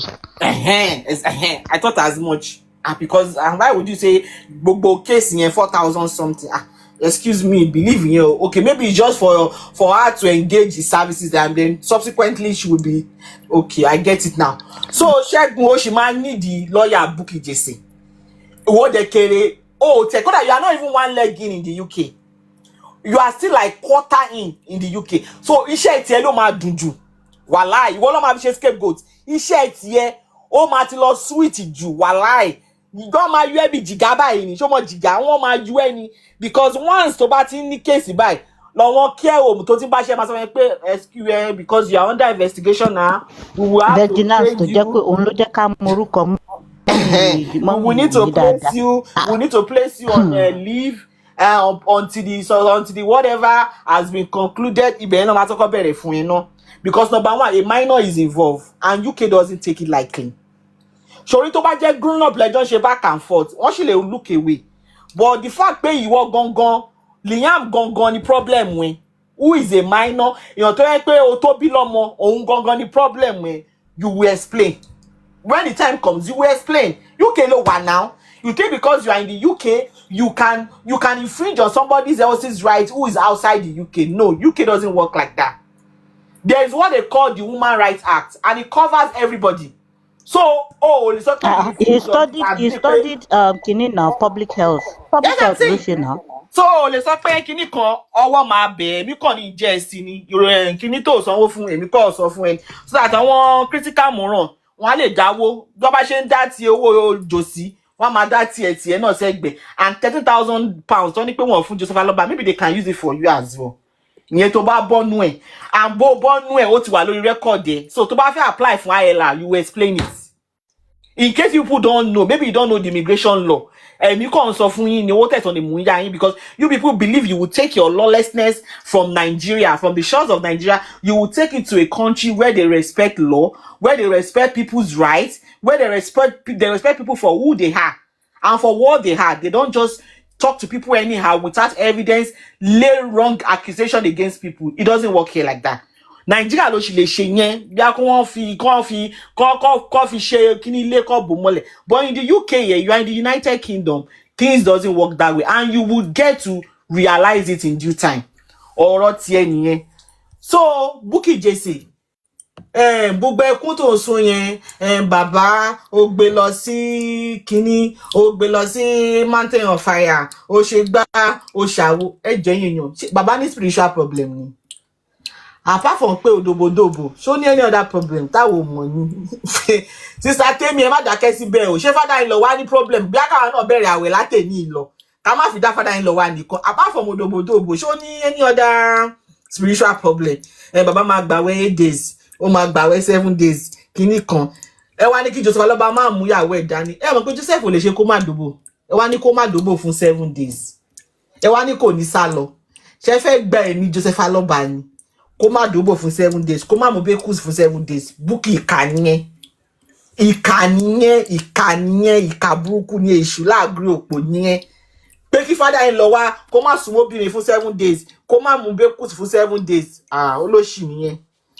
And ṣẹ́rí pé wọ́n gba lọ́ọ̀yà wọ́n ṣe gbogbo kinní yẹn wọ́n gba Òdùmọ̀ṣù gbà tí Gúrẹ́sì ti lọ kí Joseph Aloba ìgbà yẹn ni things started to change. Benevolence and Damirani.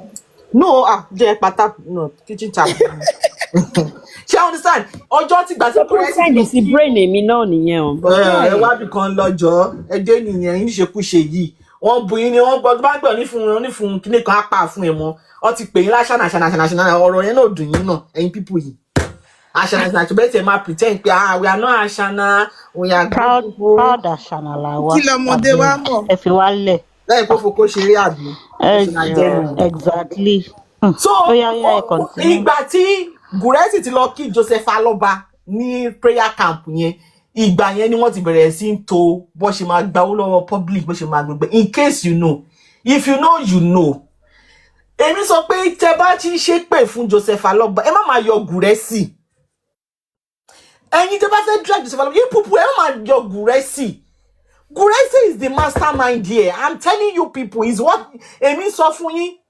Gúrẹ́sì is a political jobber. He's a hustler, he's a street urchin. Ìkan tó ń ṣe nìyẹn. Ẹ̀yin jẹ́ fọ̀hún ẹ̀mùlẹ̀ pọ́n Gúrẹ́sì lé. Ẹ̀yin lẹ aṣọ sí lọ́run lẹ rò bí èèyàn ni èèyàn lásán èkejì ajá ni Gúrẹ́sì.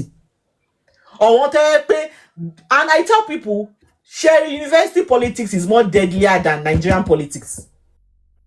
Nigerian politics only led by student union.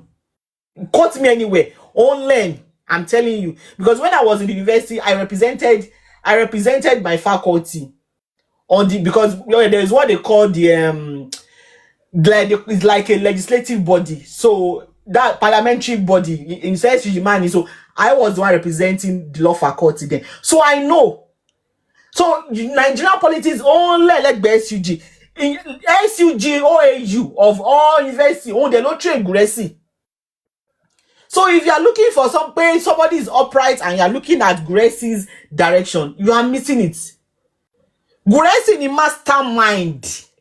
Òun ni mastermind. No, our one was not SRC, it was SPC. Gúrẹ́sì gangan ni mastermind. Òun gangan ni.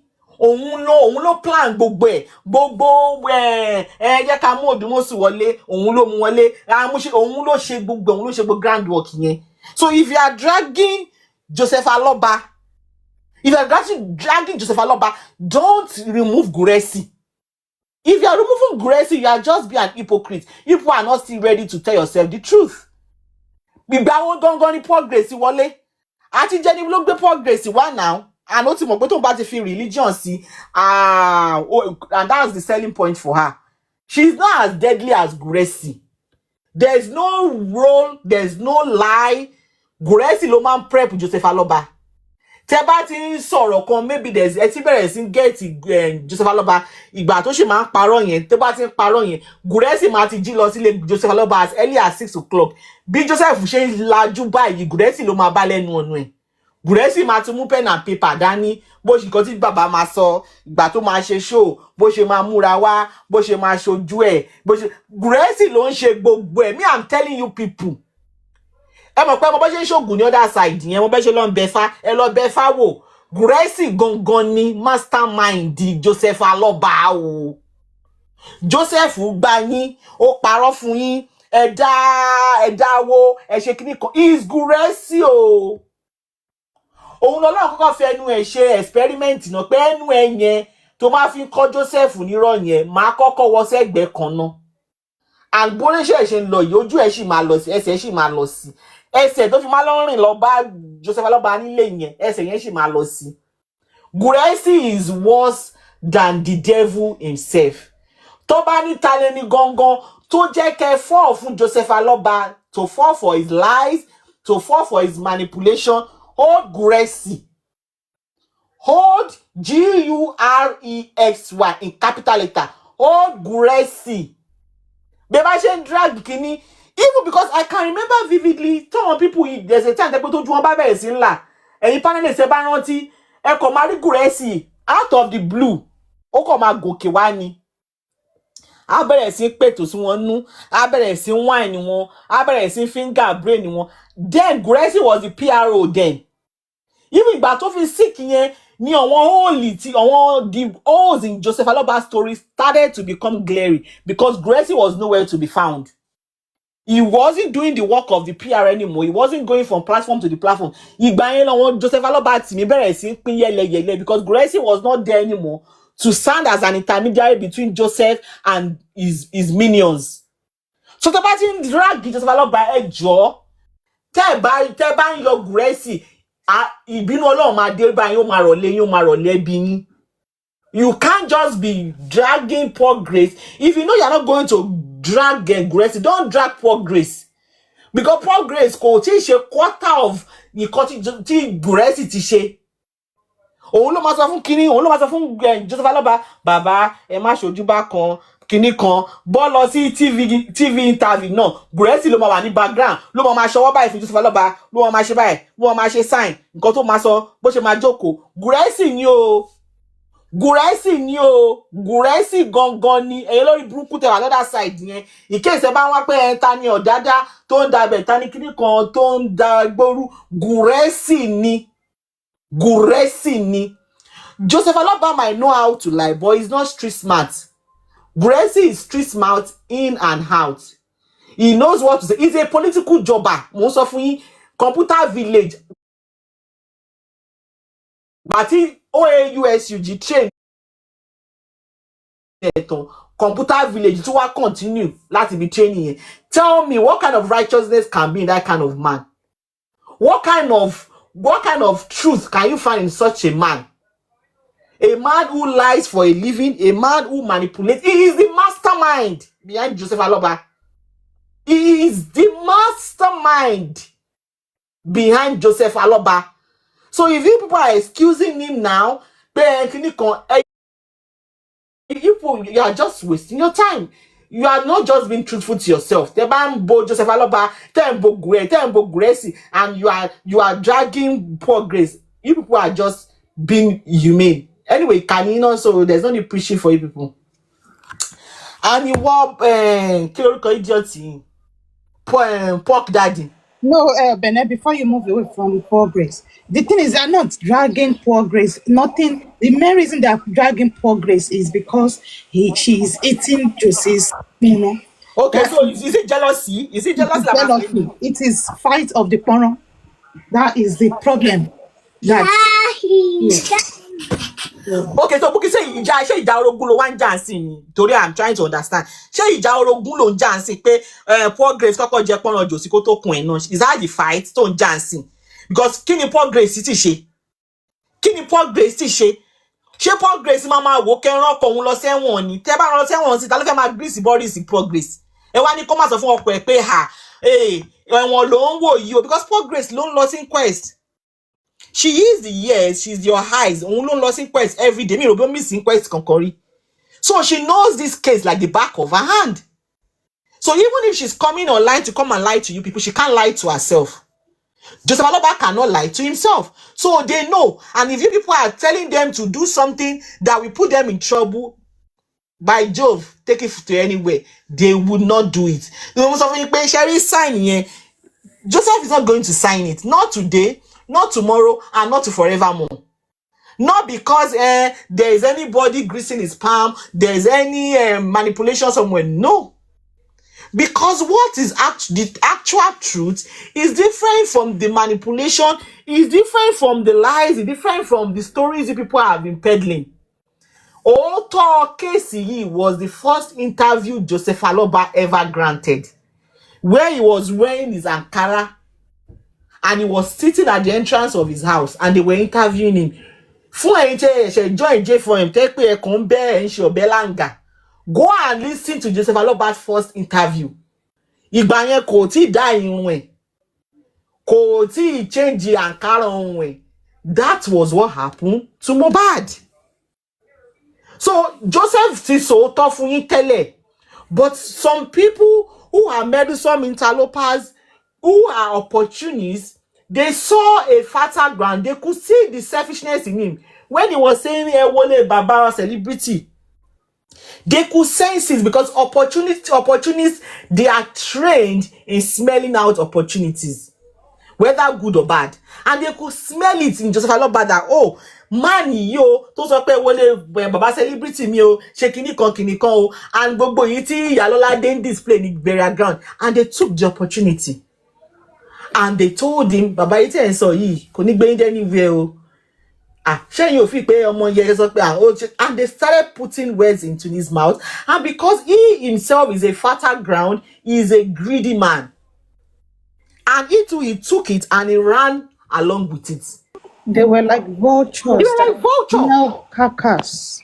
And they started because, see, I'm not excusing Joseph Aloba.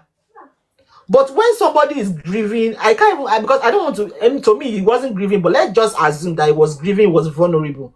That's the best time for opportunities to strike. And they took it. So, Baba, ṣé rí pé ọmọ yín ò tọ́jú yín ni. Baba, I could remember when kí lórúkọ lórí burúkú ọmọ adatọ yìí, Perkins, Baba, báwo ni Baba celebrity ṣe máa wá rú mọ́tò báyìí? Báwo ni ọmọ yín ṣe máa ra rú mọ́tò báyìí? Baba, Mohbad lówó gan. Báwo ló ṣe máa ra rú mọ́tò báyìí fún yín? Ẹ̀yin Baba celebrity. From there, that was when it started to unravel. And African TV came in as well too. Ofi petrol si fire yẹn. And from there was no going back for Joseph Aloba. Because you could see his life taking a U-turn. Èèyàn tó yẹ pé ìgbà kò lè boast of 100,000 tó bá jí láàárọ̀, ó di pé àwọn èèyàn fowó bẹ̀yìn. Bàbá, ẹ káàárọ̀, ṣé ti rí 200,000 tí mo sẹ́yìn sí yẹn. Bàbá, ẹ má faralẹ̀ o, ẹ má faralẹ̀ o. Bàbá, ẹ káàárọ̀, ṣé ti rí food stuff tí mo sẹ́yìn sí ilé yín yẹn. Kíní kan. Àtàlẹ́ tó máa rẹ́sẹ̀ wèrè tó ní bùjẹ. Considering how Nigeria is hard now economically, it takes the grace of God for somebody not to sell his dignity for a piece of bread.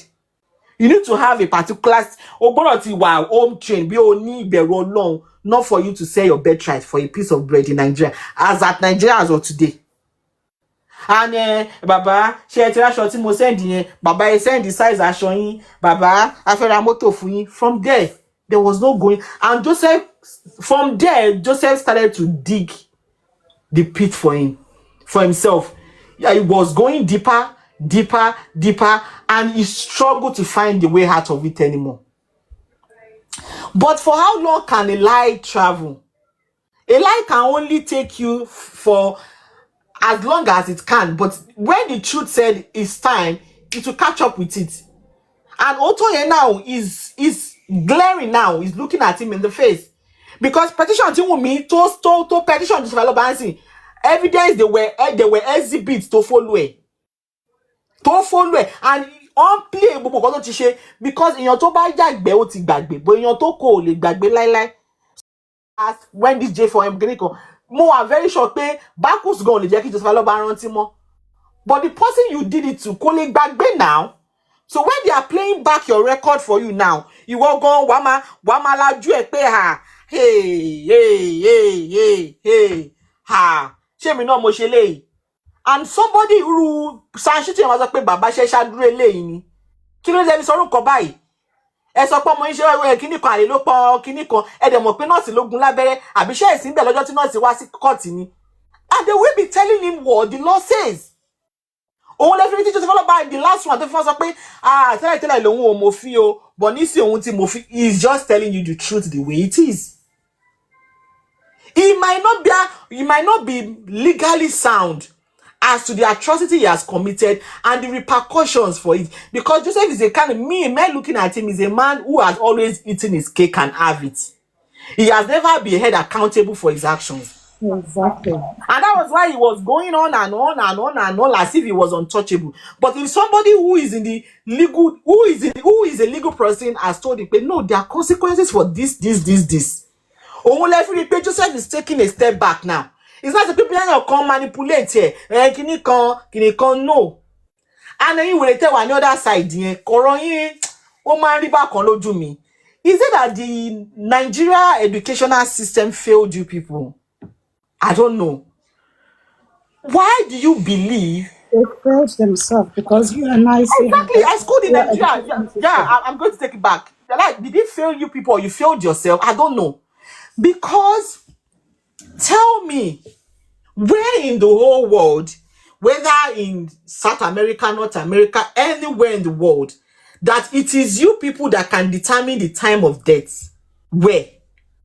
America if it happen in America, if it happen in the UK, if it happen in the Canada, Mohbad died on the 11th. And you think because you think so, it should be so. I don't know. I don't know if that 11 rhetoric came from Papa Shit. That's what I'm saying. So if you people are hell-bent like, oh, whatever lawyer you employ should be able to prove to the court that he died on 11, you are just what is asking money. Because the court doesn't deal with rhetorics. The court doesn't deal with hearsay. It doesn't deal with TikTok beer parlor talk. You need to come correct. And how do you come correct? You come with your scientific evidence. The lower pathologist don't want to on the 11. You have money. A lower pathologist that is ready to put his name on the line. But the unfortunate thing is there is no pathologist on earth that will put his name, his degree, his hard work, everything on the line. Me, I know it's not possible. I'm telling let them try. Because why though? You forget that they said they approached about 15 pathologists. They this trial. Because I don't know, because if you people are saying ṣe kíní kan ṣe bí wọn tá sọ pé on the level àdúrà sọ pé anybody see result, it doesn't work that way. Torí driver yẹn sọ pé àwọn mẹ́ta kan jáde mo sọ fún yín, and I'm going to repeat it here. Whatever it is happened before that nurse stepped foot into that house is inconsequential. Because as at the time she stepped into that house, Mohbad was alive. He was in the right frame of mind. There was no injury apart from that hand. So gbogbo ọ̀rọ̀ tẹ́ ń sọ before then is irrelevant. He was in the right frame of mind. He was alive. He could speak for himself. In fact, I would say that he adjudicated for himself because nobody was speaking on his behalf. òun ló ṣàlàyé fún nọ́ọ̀sì nǹkan tó ṣẹlẹ̀ sóhun. Abẹ́rẹ́ mi, he spoke for himself. He was his own attorney. And because he has the mental capacity to do so. So I don't know why Mohbad was alive and he was standing in for himself as his own attorney, as his own decision making. You are not blaming somebody else for the decision he made himself. So whatever it is, tó ṣẹlẹ̀, kíní kan, wọ́n jáde ń ta ní o, wọ́n jáde ní 3 o'clock, lásán sí 10, kíní kan, there was it's irrelevant. Èmi kàn yà yín ni. Because as at the time nọ́ọ̀sì yẹn wá, Mohbad was alive. He was lucid. He was in the right frame of mind. He could see, he could talk, and he could do all sorts. Apart from the pain that he had in the hand. So gbogbo ẹkún tẹ̀ ń sun yẹn, ikọ̀ kọ́kọ́ tó.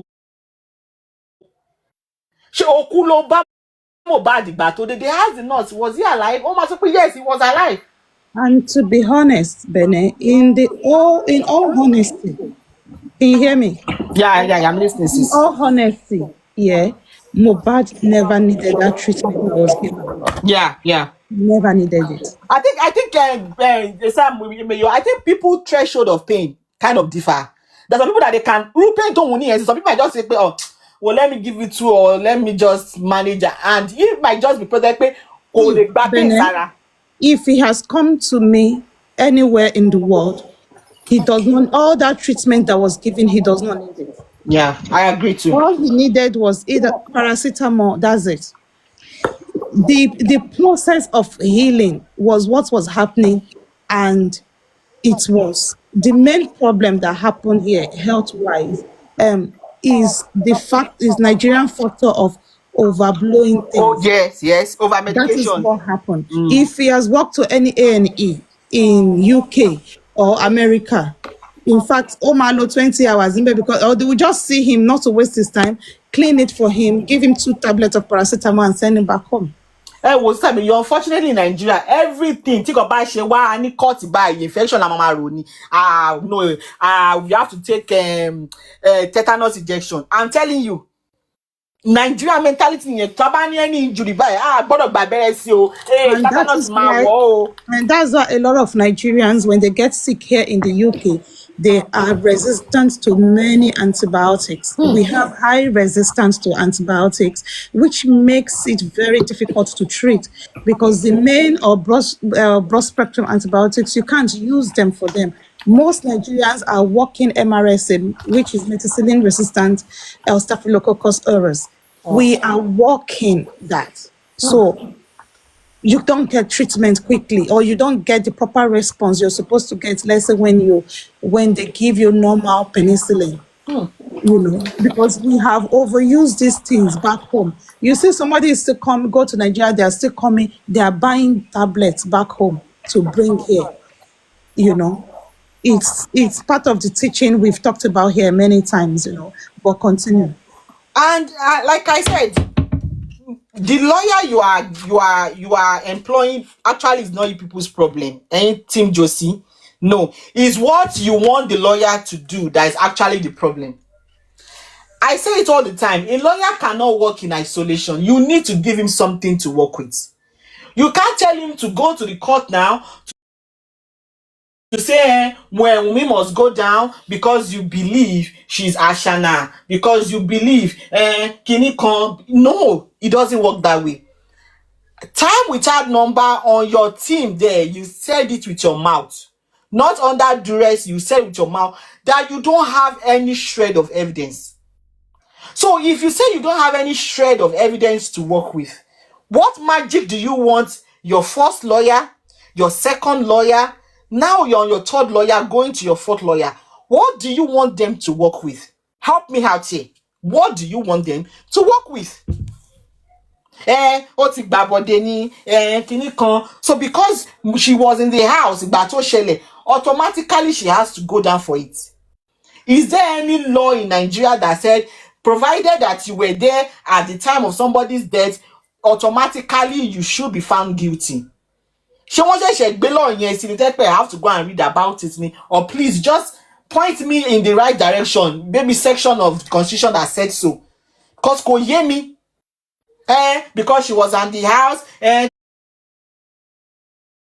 she didn't see anything, and she was saying something in the post. Tí èèyàn bá kú and èèyàn tó witness èmi kàn sọ pé okay, let's say the worst happen now. Tí èèyàn bá kú and èèyàn tó witness tó bá decide pé òun fẹ́ lọ sí club lálẹ́ ọjọ́ yẹn, òun fẹ́ máa lọ gbọ̀ndì báyìí tẹ́ pé wọ́n máa náwó fún un tó máa lọ di póòmù báyìí, it doesn't make that person guilty. You can't hold somebody, you can't point somebody to be guilty based on what they did after somebody passed away. Only decide pé okay, òun fẹ́ lọ sí club, òun fẹ́ máa lọ náwó, òun fẹ́ máa lọ mọtí, òun fẹ́ máa lọ ṣe kíní kan pé èèyàn dẹ̀ ṣe kú. It doesn't mean jack. It might be maybe that person, that's their way of own grieving, maybe that's their own way of expressing their pain. Is left for that person to do whatever they want to do as a passage of expressing their grief. You can pardon Joseph Aloba for wearing his son's clothes. You can pardon him for going straight to the studio to go and put out an album, but you are crucifying Omowunmi for saying out his pain through one or two posts. How dare you? Is that not being an hypocrite? Ṣé tí bàbá tó ẹ pé ọmọ ẹ kú ó lọ sí studio, in the African sense of things, àwa gan lè rò pé ó lọ ọmọ ẹ ní now. Because pé bàbá ọmọ ológun ẹ, ọmọ tó ń fún ẹ lóúnjẹ, tó ń raṣọ sí ẹ lọ́rùn. Look at the way Joseph Aloba was acting after ọmọ ẹ ti kú. But we cannot do that over here because àwa ní common sense wa. We are not blinded by emotions. We are objective over here. We don't just think we okay, I like Joseph Aloba, kini kan, bí àgbà yẹn, òun ló wá lóru, ló wá gun pa, nǹkan bí àtórí aṣọ ẹ̀ tó fẹ́ wọ̀ yẹn, torí orin tó fẹ́ máa kọ. No. And even if we say it over here, Mama Sonny, it doesn't matter in the court of law. The same thing, the opinion you have about Wunmi post doesn't matter in the court of law. It doesn't. So you lè pè Lashana from now till next year. Lè pè ní Apokojaye from now till next year. That is the highest you can do. Highest tẹ́ lè ṣe nìyẹn. Highest tẹ́ lè ṣe nìyẹn. But that will not make her guilty for what she's not guilty of. The earlier you realize this, the better for you all. The better you start beating yourself up, the better you stop spending unnecessary money on frivolity, on nothing. Torí tá bá ṣe kíní kan àbẹ̀bẹ̀, ibi pẹlẹbẹ náà ló máa bọ́ sí. Tẹ́ bá ju àbẹ̀bẹ̀ nígbà 100 million times, kẹ́ máa ju sókè báyìí, it's still coming back the same way. Because that is the truth. Òtítọ́ ò lórúkọ méjì. You can marinate it, you can grill it, you can boil it, you can do anything, but the truth will remain the truth. And you know something that baffles me with these people as well is their sick obsession with the fact that they want Omowunmi to just go down. This is the justice this nuisance are all about.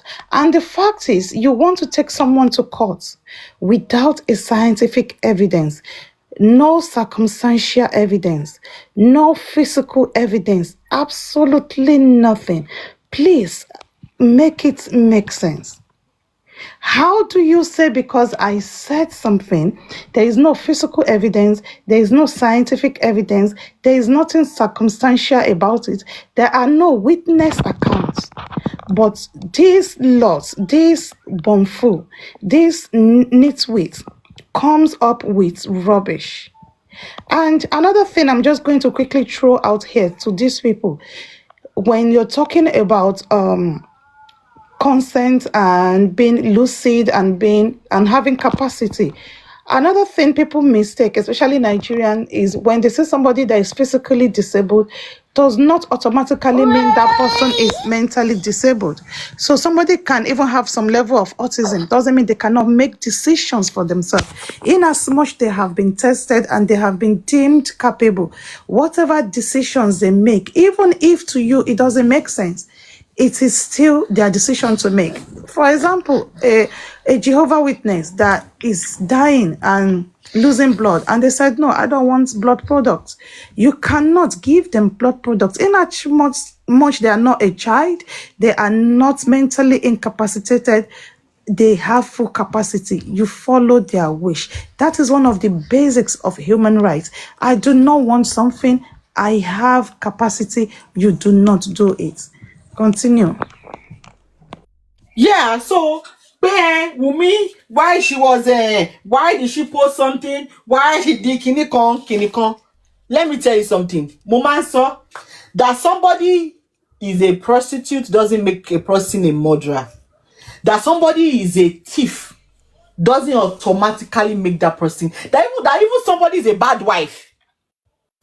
That somebody is even a bad wife doesn't make her pay apààyàn ọkọ ẹ̀ ni. You get what I'm saying? So gbogbo narrative tẹ́ ń gbé lọ yẹn, ó ń pín òbò kiri, ó ń ṣe gbá, ó ń ṣe kinní kan, àṣànà ni kò ní wà, ó ń ṣe kinní kan, kò mọ kó tọ́jú, kò mọ kinní kan, ìyẹn ń gbawó pẹ̀lú account. You can see all that. Let's not even excuse them for all that. They don't have anything on this girl to call her Ashana. No, me, I'm sharing, Sister Momolade, me, I'm not going to debunk for these people. I'm telling you, they can run with whatever narrative they have. You get what I'm saying? Ẹ̀yin kọ́ lẹ dáhùn mi, ẹ̀yin kọ́ lẹ máa fún lórúkọ tó ń ṣe tiẹ̀. You can only try. Ẹ̀yin kọ́ lẹ máa sọ lórúkọ. Tinubu tó jẹ́ president ní kò sórúkọ tí Tinubu ò ti gbà. Apààyàn ni It is actually bold of them to come out and call a 24-year-old lady at the prime of her life Ashana. While these women, most of these women, especially Kudi Klepto, they belong to people gone. They have different baby fathers gone. They've lost count gone. That's what I'm saying. I'm not going to debunk. Wunmi is a good wife. It's between Wunmi and Mohbad. It's between her, Mohbad, and Ameka. You get what I'm saying? I mean, but that you believe that somebody is so and so doesn't make that person so and so. So law because money olórí burúkú pork daddy tó ń pariwo pé àṣànà yẹn ṣé wọ́n ló virgin ìyàwó ẹ̀ ni? Ṣé wọ́n ni máa kọ́kọ́ gun orí ìyàwó ẹ̀? Jóńtẹ̀ ló kó tán fi fún ọmọ tó bí gan ṣó lè fogún ẹ̀ gbárí pé wọ́n ló ní wọn. Bàbá ẹ̀ gan ṣó lè fogún ẹ̀ gbárí pé bàbá ẹ̀ ló bí ẹ̀.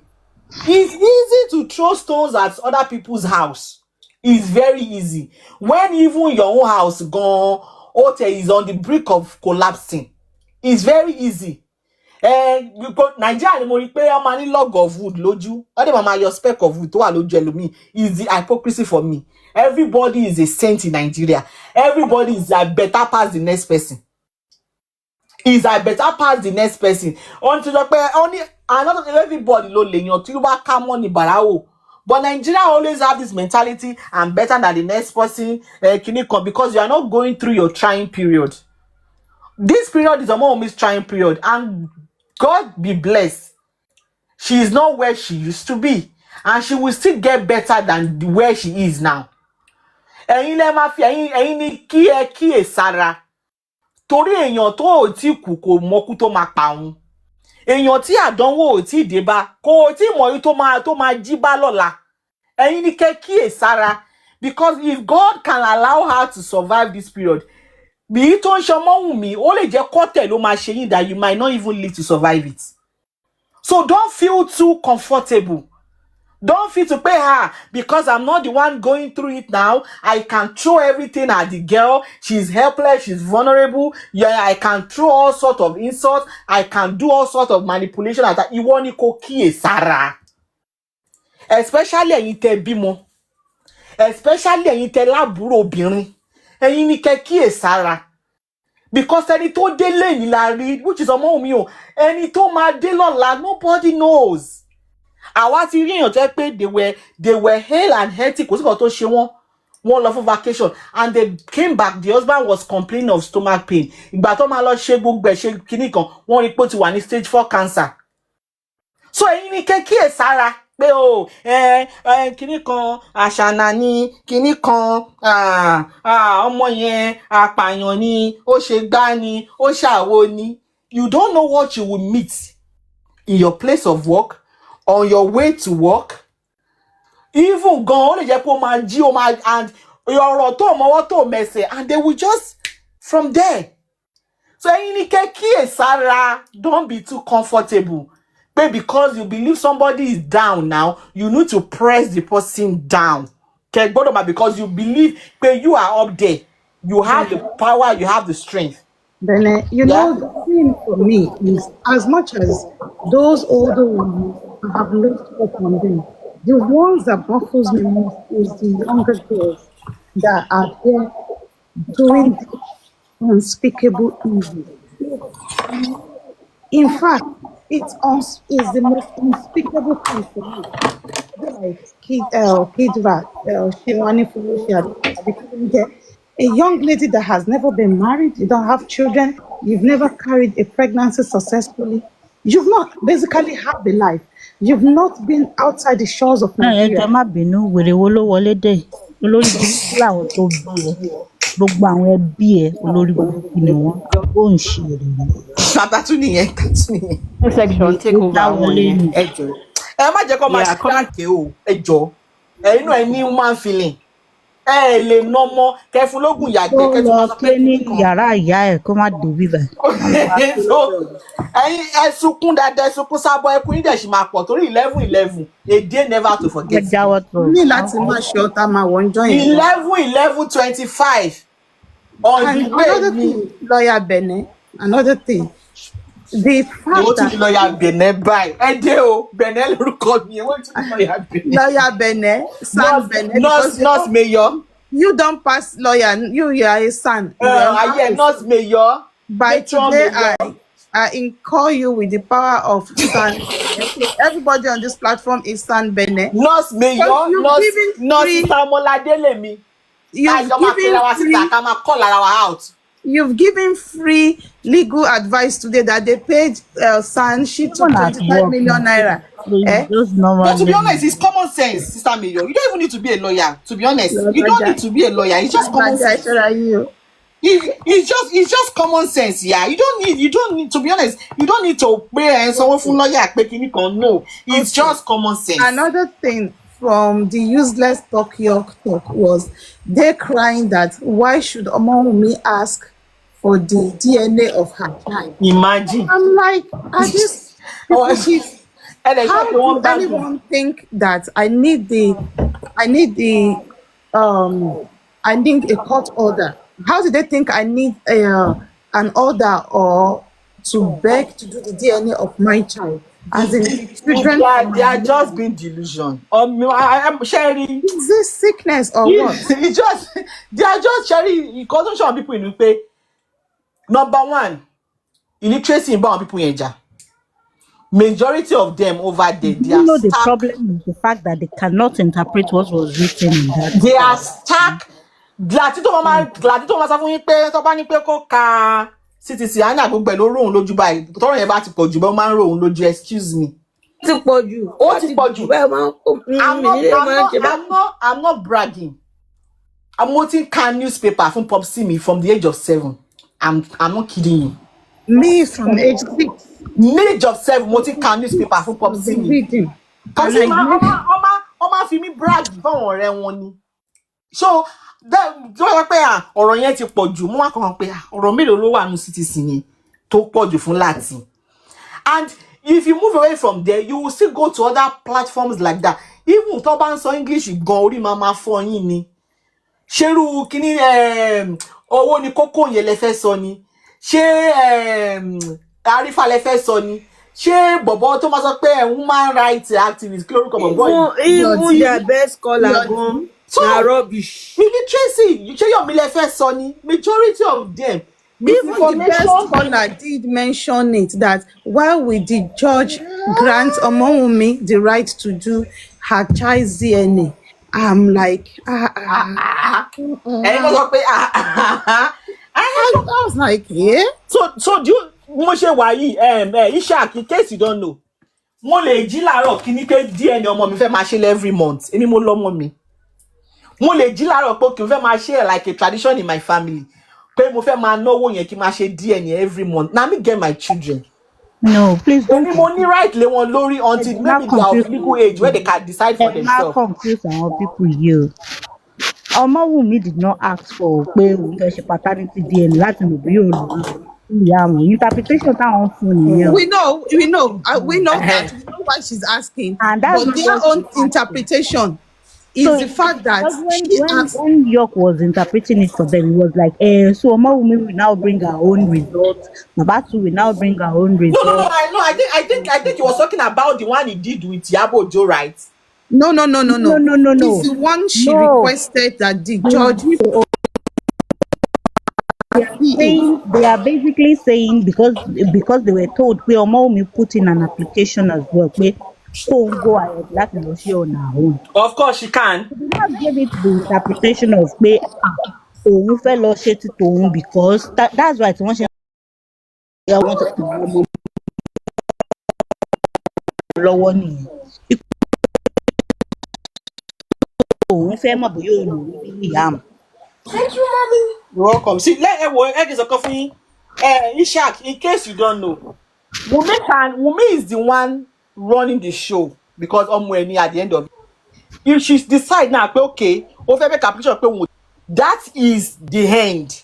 You know this. So this illusion that you people think that Joseph Aloba has higher rights, or you people on TikTok because you are donating peanuts, you have higher right than her. It's just you people are just being stupid. You are just being mischievous. If Wunmi decide pé òun ò tiẹ̀ wá ṣe mọ́ gan, ó tiẹ̀ inú tẹ̀ ń bí òun ò tiẹ̀ wá ṣe mọ́, that is the end of it. Everybody máa lọ. That is the end of it. Everybody máa lọ lé ni. Everybody máa lọ lé ni. Yeah, she last week in Abuja. They cannot interpret it. Another thing with this bunch of misfits is the fact that York was saying the DNA they want to do, they are going to take the bone and take it abroad. I'm like, but this is the same. It's like he's projecting Lenchi. The same Lenchi that Lenchi to gba straight bullet No, how does he think? And when they said it will be overseen by the welfare, by the court welfare, does this guy never read? As in, do they not understand a court officer or a court welfare is acting on behalf of the court? On behalf of the court. Yeah. So, and when they say something have to be overseen, do they think the court welfare is going to sit down there while I mix the reagents that I'm going to use in testing the DNA? No. I don't get it. So they're saying VDM must be there. What will VDM be interpreting for crying out loud? I don't know. And the thing there is that I don't know, maybe they don't know. Comment section, panelist. Nǹkan tí mi yọ sọ yẹn gangan lọ́rọ̀. Ìpè court official máa jókòó sí. Gbọ́ tó ní kí Jòsí lọ jókòó síbẹ̀ ni. Pé Jòsí ò ní sùn. Wọ́n ní rọrùn wo ló fẹ́ sùn. Pé àwọn ṣọ̀pọ̀ òun ò jókòó sí. Ìpè ọjọ́ ìṣẹ̀kọ́ tó sọ nìyẹn. Wọ́n ló máa jókòó sórí tí a báyìí. A máa wo bó ṣe ń ṣe gbogbo ẹ̀. Pọ́ọ̀kì ló sọ bẹ́ẹ̀ náà. Ajé nǹkan tí Pọ́ọ̀kì sọ nìyẹn. That is what their brain. Nǹkan tó rò nínú brain wọn nìyẹn. But somebody has to sit down there and be watching while they àwọn yẹ kí sírèbùlà ti bá wà gbogbo ọ̀nà yẹ kí sírèbùlà ti bá wà lọ́wọ́ Mr. Tosin láàárọ̀ àwọn wèrè gbogbo tá à ń bá jẹ. York mo gbọ́ pé òun sọ pé ẹ̀sùn WhatsApp group torí pé wọ́n some circumvent justice. Mọ́ story wa o. Mọ́ story wa o. Wọ́n ní pé wọ́n fẹ́ sùn WhatsApp group torí wọ́n divert àwọn.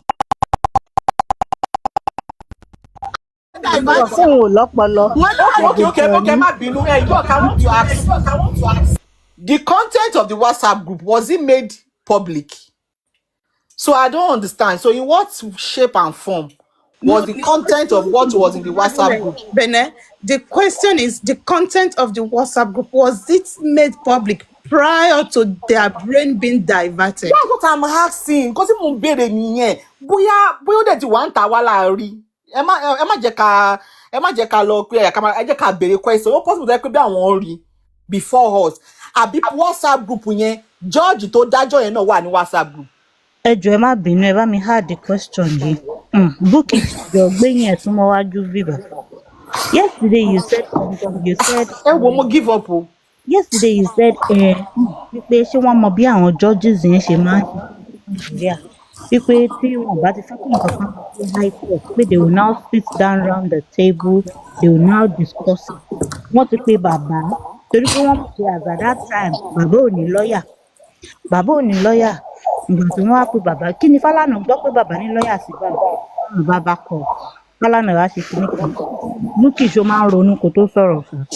Sherry, Bukky is just being petty, yeah. Bukky, you cannot tell me no more. You're trying to say Fálànà have been Wunmi's lawyer.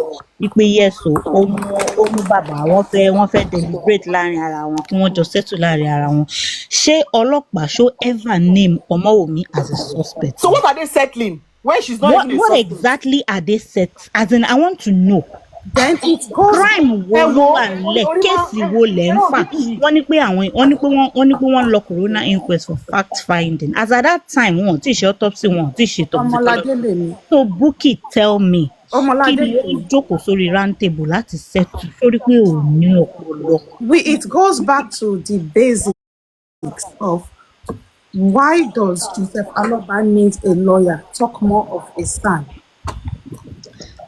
Like, I don't understand. Okay. And again, before I forget, when you team critical moron, critical alagono, ṣé ẹ mọ̀ pé it was not just Shitu that was asking questions on behalf of Mohbad in that courtroom. I hope you know there was a lawyer from the DPP office as well. Ṣé ẹ mọ̀ ṣá? You know that's my So in case you are dragging Like me kí ẹ o àwọn ọlọ́mọ àgbà lọ́yà tó máa lọ bá Mohbad níbi tó wà láràárọ̀ á béèrè pẹ́sọ̀ Mohbad kí ló fẹ́ kí béèrè lọ́wọ́ wọlé kí ló fẹ́ jẹ́ kí n sọ torí kò yé mi ni àwọn padà lọ jíṣẹ́ gbọ́ nígbà tí because ọmọ sọ pé Mohbad nígbà tí òpònú kí ni Shitu lọ ń ṣe ń bẹ̀ ṣó lọ ń ṣe understand. Anytime, let me tell you guys, anytime Mommy Rich Grace is going to corona inquest, we prep her about the questions we want her to ask. We prep her. Sister Ọmọládé, ẹjọ́ torí ọ̀rọ̀ question alálùbáríkà wo ló wá ti béèrè? Question wo alálùbáríkà tó yọrí sí eré wo ni wọ́n ti béèrè nínú inquest yẹn? Tó yẹ pé àwọn èèyàn wò pé this question ìjayà ni. Ṣé ọmọ láti mo ti give up lórí progress ọlọ́tún progress ti bọ́ta tó ní òun mọ̀ pé lọ́ọ̀yà bá Mohbad alive. Mo like ẹ sí. Nurse ó ní òun mọ̀ pé nurse pé òun wà shocked nígbà tí nurse sọ pé òun bá alive. Ọjọ́ yìí mo ti give up lórí woman yẹn. Pé ibo ló fọ́pọ́lọ ẹ sí láti ọjọ́ ìṣe gbogbo ọ̀tẹ́ ló ń sọ ní critical meeting yìí nìyẹn. Is that what you've been debating on? A ní wọn ò bìlíìfù pé nọ́ọ̀sì wà sẹ́ wọ́n mọ̀ wọ́n yọ nọ́ọ̀sì kúrò ni. Wọ́n ò fẹ́ sọ pé nọ́ọ̀sì wà nínú picture. But wọ́n ò fẹ́ sọ rárá. Careless pé. Nígbà tí Bukky bàbá gbogbo ẹ̀jẹ̀ lánàá. Ó ní Wùmí. Ó ní àṣàrà. Èèyàn ti gbé picture yàn síbẹ̀ ó pè ní face of the bully. Fídíò ó ní face of bully. Ó sọ pé ó celebrate yẹ. What planet are you people living on? I don't know. Truly. Ẹ wà lára wa ṣá. Are you people part of us? Mi sí ìgbọ́ submission Mr. Oluwatosin. But nígbà mi ò yẹ ká máa bú ara wa. Ó yẹ ká jókòó ká máa bú ara wa fúnra pé ẹjọ́ torí Ọlọ́run. Ṣáwọn wèrè senseless idiot tá à ń bá jókòó ṣe justice rẹ̀. But nígbà mi máa wá wò pé no bá wọn ṣe justice. Àwọn àbíbà pé kọ́ máa búlé Ọmọwùmí àti Liam ní kò sí kankan tá à ń bá wọn justice. Because sometimes I look at why báwo ni brain wọn ṣe ṣiṣẹ́ báwo lọ ṣe ronú. Bukky bọ́sà lánàá sí Bukky gbogbo nǹkan tó sọ lánàá gbogbo wèrè tó ṣe lánàá. We know that something like that has been going on behind.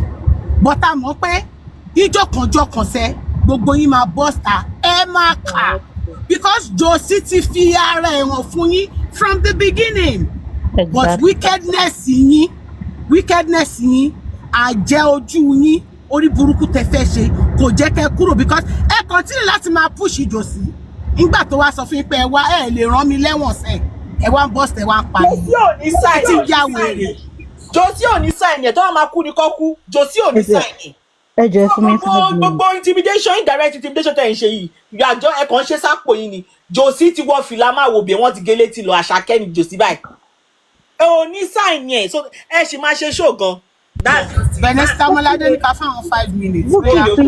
Bukky play voice note lánàá nígbà tó ń sọ fún bàbá pé kinní kan òkè bàbá bẹ́ẹ̀ mo gbà pé bàbá bẹ́ẹ̀ but you now came out you played his voice note òun á ń sọ fún bàbá òun náà wàá play reply ẹ̀ tó ti ń sọ pé pé àwọn èèyàn bínú sí yín gan pé àwọn supporters the only good thing about you is the fact that you have stupid people around you that can just be dropping money for the purpose of what I don't know. That is the only thing tó lè rí yọ nínú gbogbo voice note tó play lánàá ó wá ń sọ fún Josie lórí phone pé ẹ̀yin náà mọ̀ pé ọmọ yẹn ò kì í ṣọmọ Mohbad náà ó wá ní pé Josie ò dá ẹ lóhùn Josie ò lè dá ẹ lóhùn Bukky Josie kò lè dá ẹ lóhùn tó bá dá ẹ lóhùn tọwọ́ ẹ ló fẹ́ gbà lọ́wọ́ ẹ ó dẹ̀ tí ì realize nísìnyí pé you are just a vessel ó empty bàjẹ́bàjẹ́ for this justice for Mohbad you have as in orí bó ṣe ń sọ̀rọ̀ ní everything èmi ò mọ̀ kò sí nǹkan kan tó máa ń mọ̀ but the only thing you know how to do is to sit down kó máa pariwo àṣànà bó ṣe ń pariwo àṣànà ni wàá máa pariwo pápá lolo tó bá pariwo pápá lolo wàá bú Ẹlẹ́gùṣì from beginning to the end and you think you represent something wàá máa fi yẹn wàá máa fi sọ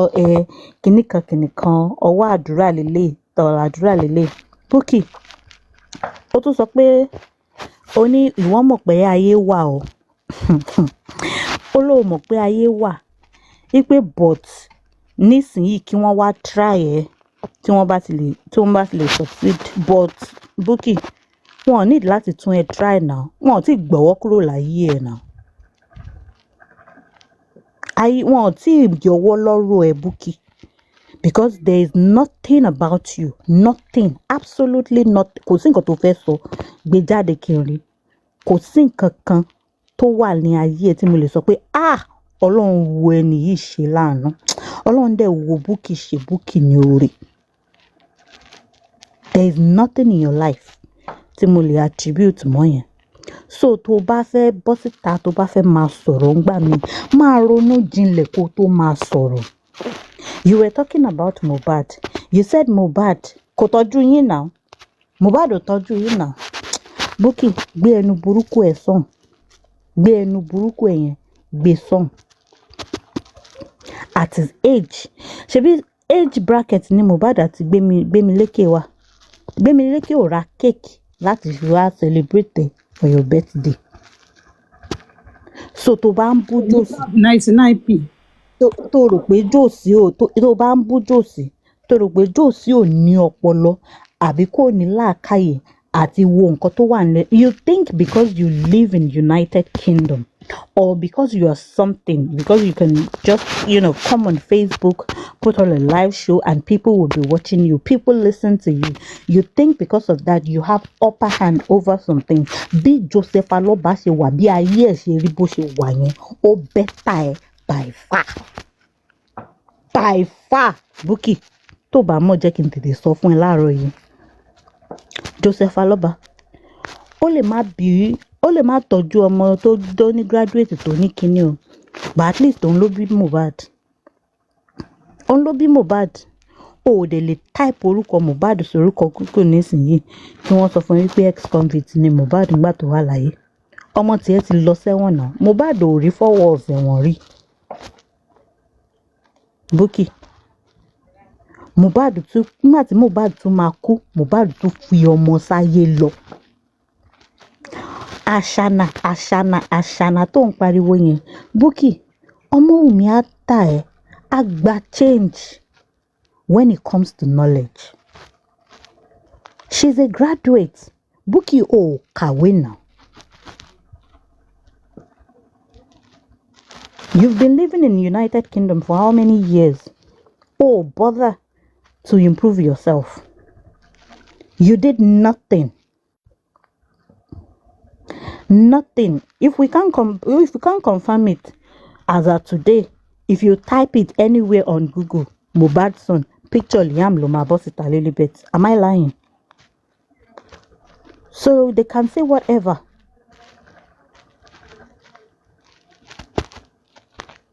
And Mohbad has even worked. Ó ti ṣiṣẹ́ débi tó ń fi nǹkan sílẹ̀ fún ọmọ. Ó ti ṣiṣẹ́ débi tó ń fi nǹkan sílẹ̀ fún bàbá.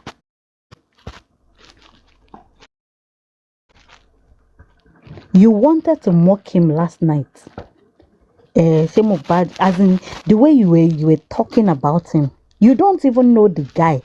And for the past 2 years, tó sọ pé o ní empathy, oníwọ ní empathy. Empathy tiẹ̀, bàbá tó ń parọ́ nìkan ni empathy tiẹ̀ wà fún. Empathy tiẹ̀ ò sí fún minor. Empathy tiẹ̀ ò sí fún widow. Bàbá tó ń parọ́, òun ni empathy tiẹ̀ wà fún. Ìwọ ní empathy. Ṣé o mọ̀ túmọ̀ ọ̀rọ̀ tó sọ jáde lẹ́nu ṣá? Ẹjọ́ sí Tọ́mọládé, bó lẹ́pàtì ẹ̀ wà àgbà tó kórúkọ wọn èèyàn 20 something lọ pé kọ́ pa wọn. Lẹ́pàtì ẹ̀ travel ẹ bá mi béèrè lọ́wọ́ ẹ tá máa sọ wípé it is my job, I understand it. That man is vulnerable. If you understand your job very well. Names. If you understand 27 names, half of it were her relatives. Her siblings, both half and full. Her siblings' children, Remi, ya Remi yẹn, ìbejì ẹ̀. Kò sí èpè tí Bukky ò gbé àwọn ìbejì yẹn ṣẹ́. Monica Osim, her only child. Bukky, ó wà lára orúkọ tí Bukky nìkan lọ pa. So Bukky has about 5 siblings here in Manchester. The only person she talks to is that silly Omoyo that lives with her. At that time. Nígbà tó ń sọ pé kí wọ́n lọ máa kidnap ọmọ ọlọ́mọ kan máa gé irun ẹ̀. Where was your empathy then? Bukky. Níbo ni empathy ẹ wà? Olóòjà. Tọ́mọládé, Bukky parọ́ kan, òun fẹ́ kẹ́ bá mi já o. Bukky sá fún àwọn lọ sá fún Bukky. Àwọn lọ sá fún Bukky náà. Èmi náà mọ̀, so kí ló ní Bukky parọ́ fún? Pé ó ti òun ní òun bá wọn ṣe. Bukky àwọn sisters, àwọn siblings lọ́nà òun ò bẹ́ẹ̀ ṣe. They cut you off. Yes. Àwọn lọ sá fún Bukky now. What is she talking about? What is she talking about? Olo empathy, you understand your work well. To understand the work well, told them, yes, you can observe people well. You should have known. There is nothing about Joseph Aloba Azatigba Mohbad cool. There is nothing that says this man actually misses his son. As in, don't let me undermine his pain. I know definitely as a father you will feel it. Yes, I give that to him. But àwọn ọ̀rọ̀ tó ń jábọ́ ní àtẹnu wọn, my own father will never ever react like that. Never ever. If so, tó bá fẹ́ mọ ẹni tó feel nǹkan, tó bá fẹ́ mọ ló fẹ́ sọ fún mi pé you are very good at what you do. You can observe people well. You can as in mọ nǹkan tó ń ṣe. Sọ fún mi only one interview tí Aloba ti lovingly with love talk about Mohbad. Moladele, you know Aloba has never addressed Mohbad by his given name. Omoye. He has never called him Ileri or Ladimeji. Is either he call him Omoye, Omoye, or Kokpe Mohbad. Never. Kí bàbá jókòó kó tẹ̀ sọ̀rọ̀ gidi nípa ọmọ ẹ̀ pé my son is this man. You can still hear it from ìyá Mohbad's voice tó bá ń sọ̀rọ̀ pé ọmọ yẹn tọ́jú wa o. She will still, as in, the way tó ṣe máa sọ̀rọ̀ ó sì ń sọ̀rọ̀ bí abiyamọ wá sì gbọ́ nínú voice ẹ̀. Ìwọ wá lo empathy tó fi ń pọmọ lọ́mọ ní pápá lolo, empathy tó fi ń pariwo àṣà làwọn do ní kìnnìkan tó dẹ̀ ní evidence. Ẹ̀ ń pe ọmọ yẹn pé ó ń ṣe The evidence ibi tó ti ń dó bàbá oníbúrẹ́dì o. this she's that, but while she was schooling ó tún ń ṣiṣẹ́. Owó ẹ̀ látún save tó fi ń ra gift fún boyfriend ẹ̀. Ibíbẹ̀ aláwà ibíbà ni gbogbo wa jókòó sí tí Dàmọ́lá ní sometimes Wùmí gan ló máa lówó tán fi máa ra oúnjẹ tó máa se oúnjẹ táwọn gbogbo àwọn máa jẹ nínú ilé. And you think the likes of Ayan, the likes of Bella that decide pé ìyẹ̀ ò ní jẹ̀wọ̀ àtọmọ ẹ̀ o rò pé wọ́n gọ̀. Wàá máa pariwo she has bought them, ó ti ra gbogbo wọn tán, ó ra gbogbo wọn tán jọ ọkọ̀ bọ̀gìnì wo lórí nídìí Ọmọ́wùmí. Ṣọ́ọ̀bù ńlá supermart tí Ọmọ́wùmí run Bukky jọ fi hàn mí post ẹ̀ sórí wall ẹ̀. Because at the end of the day, if you want to talk about people with money, sometimes it's just common sense. I mean, it's not everybody who are flashy to man work in but the girl you people describe, she's not even a baddie. She's just a simple person. Like a regular everyday girl. Kìtì ṣẹni tó tún wá máa ń ṣe yànnàyànnà mọ́ gbé everybody pé ibi báyìí we are outside every Friday. No, she's not that kind of person. Wùmí tó máa bá sọ̀rọ̀ tá máa wo lẹ̀ kékeré kan one style of dance làbúrò mi ní. I mean, ṣé o tiẹ̀ jókòó o study because tó máa sọ nǹkan fún yàn tó máa wá rojọ́ fún ẹ. Okay sis, I think it's my fan. Because tó máa sọ nǹkan fún yàn, is it okay now? Sister Dukia. Because tó máa sọ nǹkan fún yàn tó bá wá rojọ́ fún ẹ, ìwọ gan á jókòó kó tó okay. Tó bá sọ nǹkan fún yàn tó bá wá rojọ́ fún ẹ, ìwọ gan á jókòó wá rò wó wípé okay, ṣé ọ̀rọ̀ yìí lè rí báyìí ṣá before you make a move.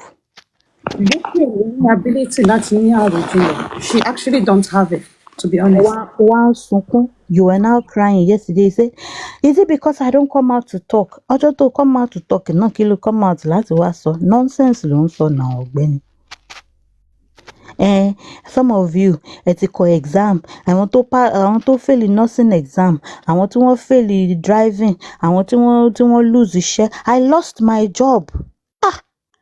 Really? Ó ṣẹ̀ṣẹ̀ bẹ̀rẹ̀ ni o. Àníṣe kejì tó ṣẹ̀ṣẹ̀ ń ṣe yẹn ó máa tún lose ẹ̀. Bukky iṣẹ́ tó lose yẹn if you tán bá check ẹ̀ dáadáa ọwọ́ mi wà náà.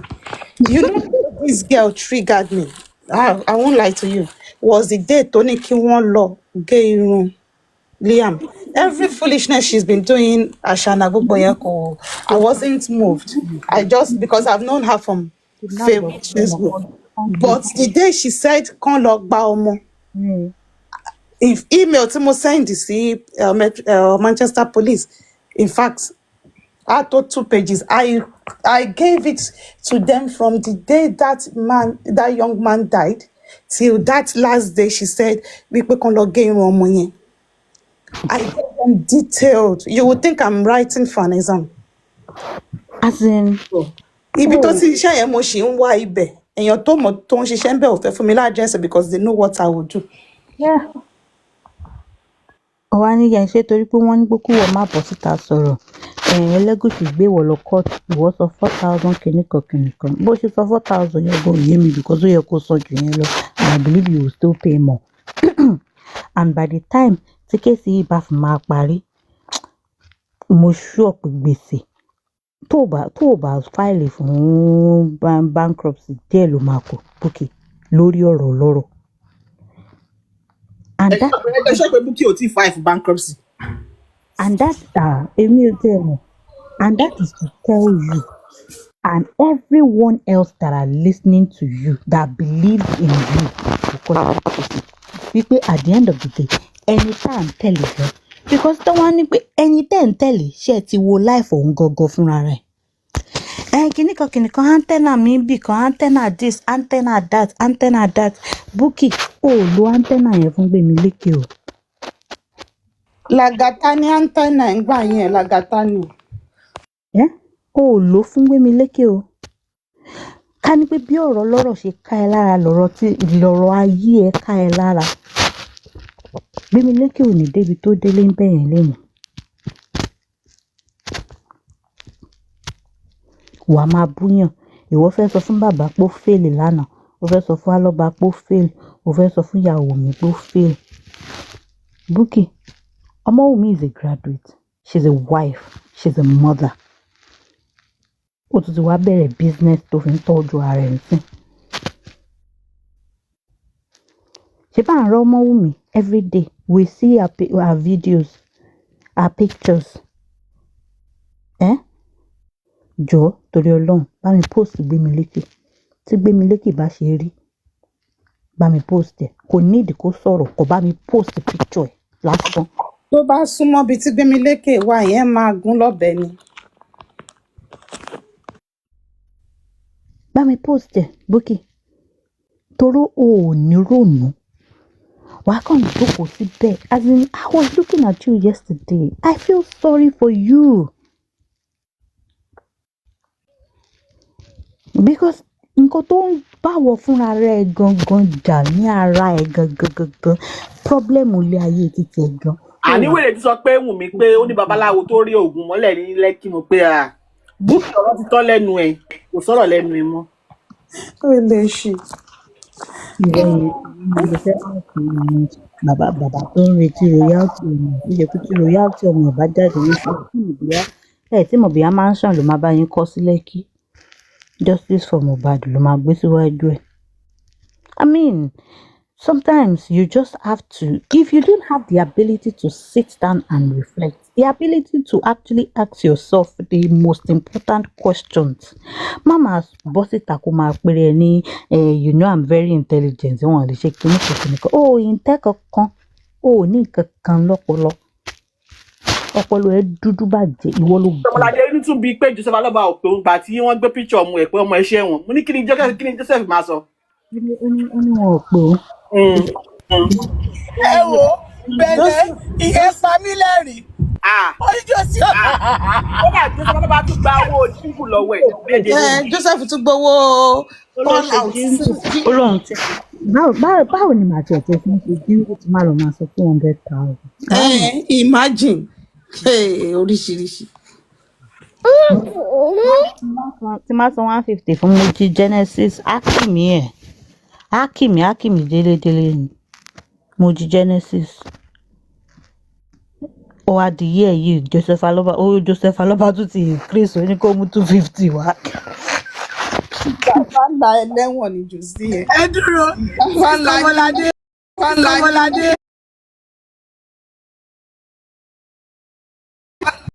Kọ́mọládé. Jòsí fẹ́ kí ṣáàjì ẹ̀ ni kọrin fún lóṣèlú ní kó mú 250 wá kọrin fún mi ó fẹ́ discharge ẹ̀ ni. No, Mommy Jòsí ò pa pleasure ni o. Ó separate business from pleasure. Ó pé òun ti upgrade o pé ayé 200 yẹn òun ò lè ṣe bẹ́ẹ̀ mọ́. Ó jẹ́ ló sọ fún pọ́nkọrin bíi bàbá àrà so at least tó bá máa fi di next year á gba $500,000. Òun náà di àwọn èèyàn Ṣẹ́gun best nìyẹn. Ó wá ní òfun bàbá lówó mọ́ àgúnlá òfun lówó nǹkan tó pa yín pọ̀ ló tún yín ká nǹkan tó pa yín pọ̀ Joseph Alọ́ba does not rate you book. Joseph ò rán o wàhálà kò rán Bukky Jesse kò rán rárá. kò reply yẹn ni that's why the fact bó ṣe ń drop orúkọ ìbùkún tó ń drop orúkọ kìíní kan kò rán ẹ tó bá rán ẹ á reply ẹ pé ẹjọ́ ẹ bá mi bẹ̀ wọ́n kò rán ẹ Bukky kò dẹ̀ rán gbogbo ẹ̀yin tó kù ẹ wò gbogbo yín yẹn ẹ tiẹ̀ ṣe ẹ̀sìn yín níwọ̀nba ẹ ṣe ẹ̀sìn yín níwọ̀nba ò torí kò sẹ́ni tó ràn yín níṣẹ́. No, the thing is, Shemope, the call out that Buki did for Josie over a year ago. If Buki actually thinks Joseph Aloba forgave her, she lives in La La Land. That is the thing. Joseph Aloba does not look like a man that Okay, tell forgives me people. now. No, Joseph will forgive you. Josie will Why He forgive. does not forgive nor Josie will forget. forgive. He keeps grudges. if not that Buki is sick, tell me why she would bring it out wípé Josie came to beg me. Ṣó ti yẹ kó like irú èèyàn bẹ́ẹ̀ yẹn gan èmi ò tẹ̀ ní fún ní audience láìláì o bọ́ síta o wá yẹ̀yẹ́ mi bẹ́ẹ̀ yẹn publicly o wá padà wá lẹ́yìn o wá ń bẹ̀ mí.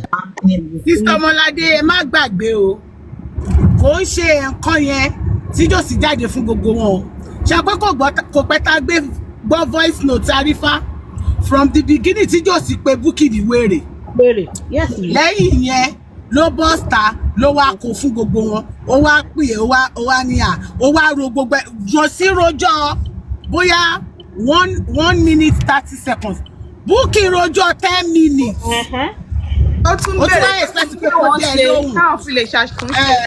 ibẹ̀ lóhùn. Ẹ lè imagine. Bukky daft ma. Ẹ wo. Shetiri, if we go back to the beginning, because that's one of the things I wanted to talk about, and I want all these people, Shetiri, gbogbo yín that have in one way or another support Joseph Aloba, me, I will never forget. Mo máa rán yín létí all your atrocities. The first person or the first set of people that started this foolishness was Kehinde Oshoba. Kehinde Oshoba, Olasowole Ina. You took a man that has just lost a son that is supposed to be the head of his home tó yẹ kó kó ẹbí ẹ̀ jọ kí wọ́n jọ ro kán jọ ní àpéjọ tó ní ìrònú for them to have a moment of reflection. The head of a home is supposed to be the protector of the home, not just a provider, the protector. He's supposed to bring his family together, pray for them, pray with them, sympathize and mourn with them. You, Kehinde Oshoba, you denied this man of that, all in the name of what I don't know. Yinka TNT is one of those women, Iyalaje, that lives in America. Adunni Oloju Owiwi, useless one tí ò lè rí ilé ọkọ gbé after 50, tán mọ̀ jáde nílé ọkọ after 3 months.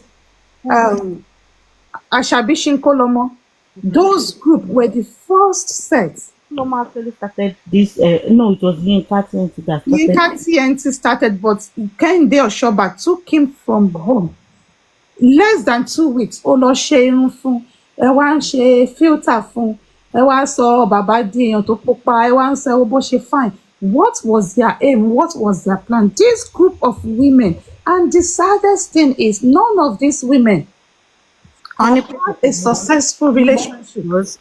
Kini lọ kí bàbá ní ilé. Where do you expect those people to go to? They owe it to Mohbad. Mohbad has a family. His immediate family. I want in priority any right-thinking person. But you guys, you disregarded the fact that number one, he was married. Ẹ kọ́kọ́ disregard yẹn náà wípé bẹ́ẹ̀ ni pé no ọmọ mi ò exist just because she. You are right, Sister Ọmọládé. Yes, they disregarded that. Yeah. You disregarded that fact.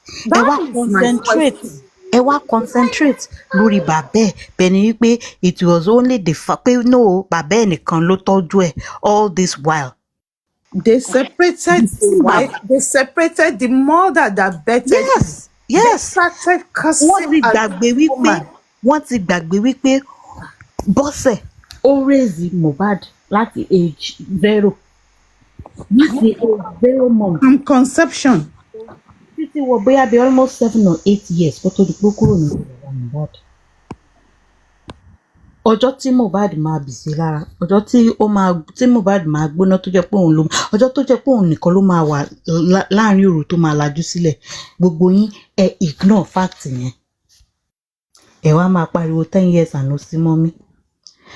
Ọmọ tó ẹ̀dẹ̀ ń sọ pé 10 years àná sí mọ́mí yìí kó tó kú, ó ti fa ìyá ẹ̀ mọ́ra. Kí ni titi yín? What is your own problem? Báwo ni titi yín ṣe jẹ́? Tẹ̀ fi wá ṣé ẹ̀ ń jà fún Mohbad ni àbí ẹ̀ ń bá ọ̀rọ̀ yóò gbé mi. And you know, the thing is, when we were thinking, okay, maybe this is just a brief moment of madness from these lunatics of women, then Alaji Oriyomi now took the time to Mayor, ẹ know. má gbàgbé èèyàn kan. Ìyálọ́ládé ló bẹ̀rẹ̀ gbogbo kìíní. Ìyálọ́ládé ló gbin oró sí àwọn èèyàn nú by saying ẹ wo bí tíyàwó ẹ̀ bá dé.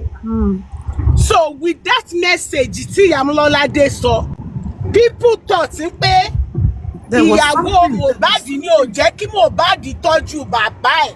Ṣé pé lẹ́yìn ọ̀rọ̀ Ìyálọ́ládé ni ẹ wo bí tí mò ń gbé kò Exactly. tọ́jú mi. So Ìyálọ́ládé was the originator of all these things. Ó ra BMW Ìyálọ́ládé. ìyá ìyàwó ẹ̀ kò ra mọ́tò fóun. But Sherry, gbogbo nǹkan tá à ń sọ yìí náà, it's still good. Ẹ jẹ́ kó dá sí náà, kí lè fẹ́ pálẹ̀ rù? Ṣèbá ò náà fẹ́ sọ sí ẹ̀ ní kí. ń gbọ́ wọ́n ní kó sọ tiẹ̀. Oh God. It still goes down to Kenya Malula Kaye Kotoma. Like anybody can say anything at any particular point in time. That is why tẹ́mi ṣe ń béèrè lọ́wọ́ York nígbà tó ń sọ pé WhatsApp group kan ló mislead àwọn pé ṣé wò ó lọ́pọlọ títí ẹni. Nígbà tí York, there is supposed to be the sharpest knife among this. Tọ́mà tó sọ wípé York o bó mo ṣe ń bá ẹ sọ̀rọ̀ yìí o dìde o lọ kó sí odò Májídùn o. Ṣó máa dá ẹni tó sọ pé kò lọ kó sí odò Májídùn? Ṣó máa dá ló? Ó máa ń lọ o. Bóyá Àtàwọ̀lẹ́dẹ́ ẹ má sọ bẹ́ẹ̀ o, lọ́ọ̀kì á dìde lọ o. Ẹ má jẹ́ kò lórí tó ń rò kò lè rọdún. ó dìde lọ, kí ni ìwúlò ẹ̀? Kò wúlò fún òyìnbó ṣọ́ọ̀tì fúnjọba. Kíjọ kí ló máa sọ fọ́lọ́run náà nígbà tó bá wá débẹ̀ tó bá ní pé àsìkò ẹ̀ tí ìtò kí ló wá ṣe ń bí ìwọ̀bọ yìí. A sọ fọ́lọ́run pé òun stupid ni, òun gbọ́rọ̀ sí. Ṣúbí mi ṣàmọ̀ pé gbogbo àti yọ ní Ìyálájé courtroom yẹn, I didn't know Adenu. Later gbà tó repent mo ẹ̀ṣẹ̀ ń wo. Really? She brought out Wumi's father's picture. Yeah. Wow. Yeah. Yes, that woman. As at November 23, she brought out Wumi's father's picture. Since then, I don't think that woman would, as in, I have no respect for her. I have no respect for her. Ọlọ́run, no minus respect the money fún. You doing that?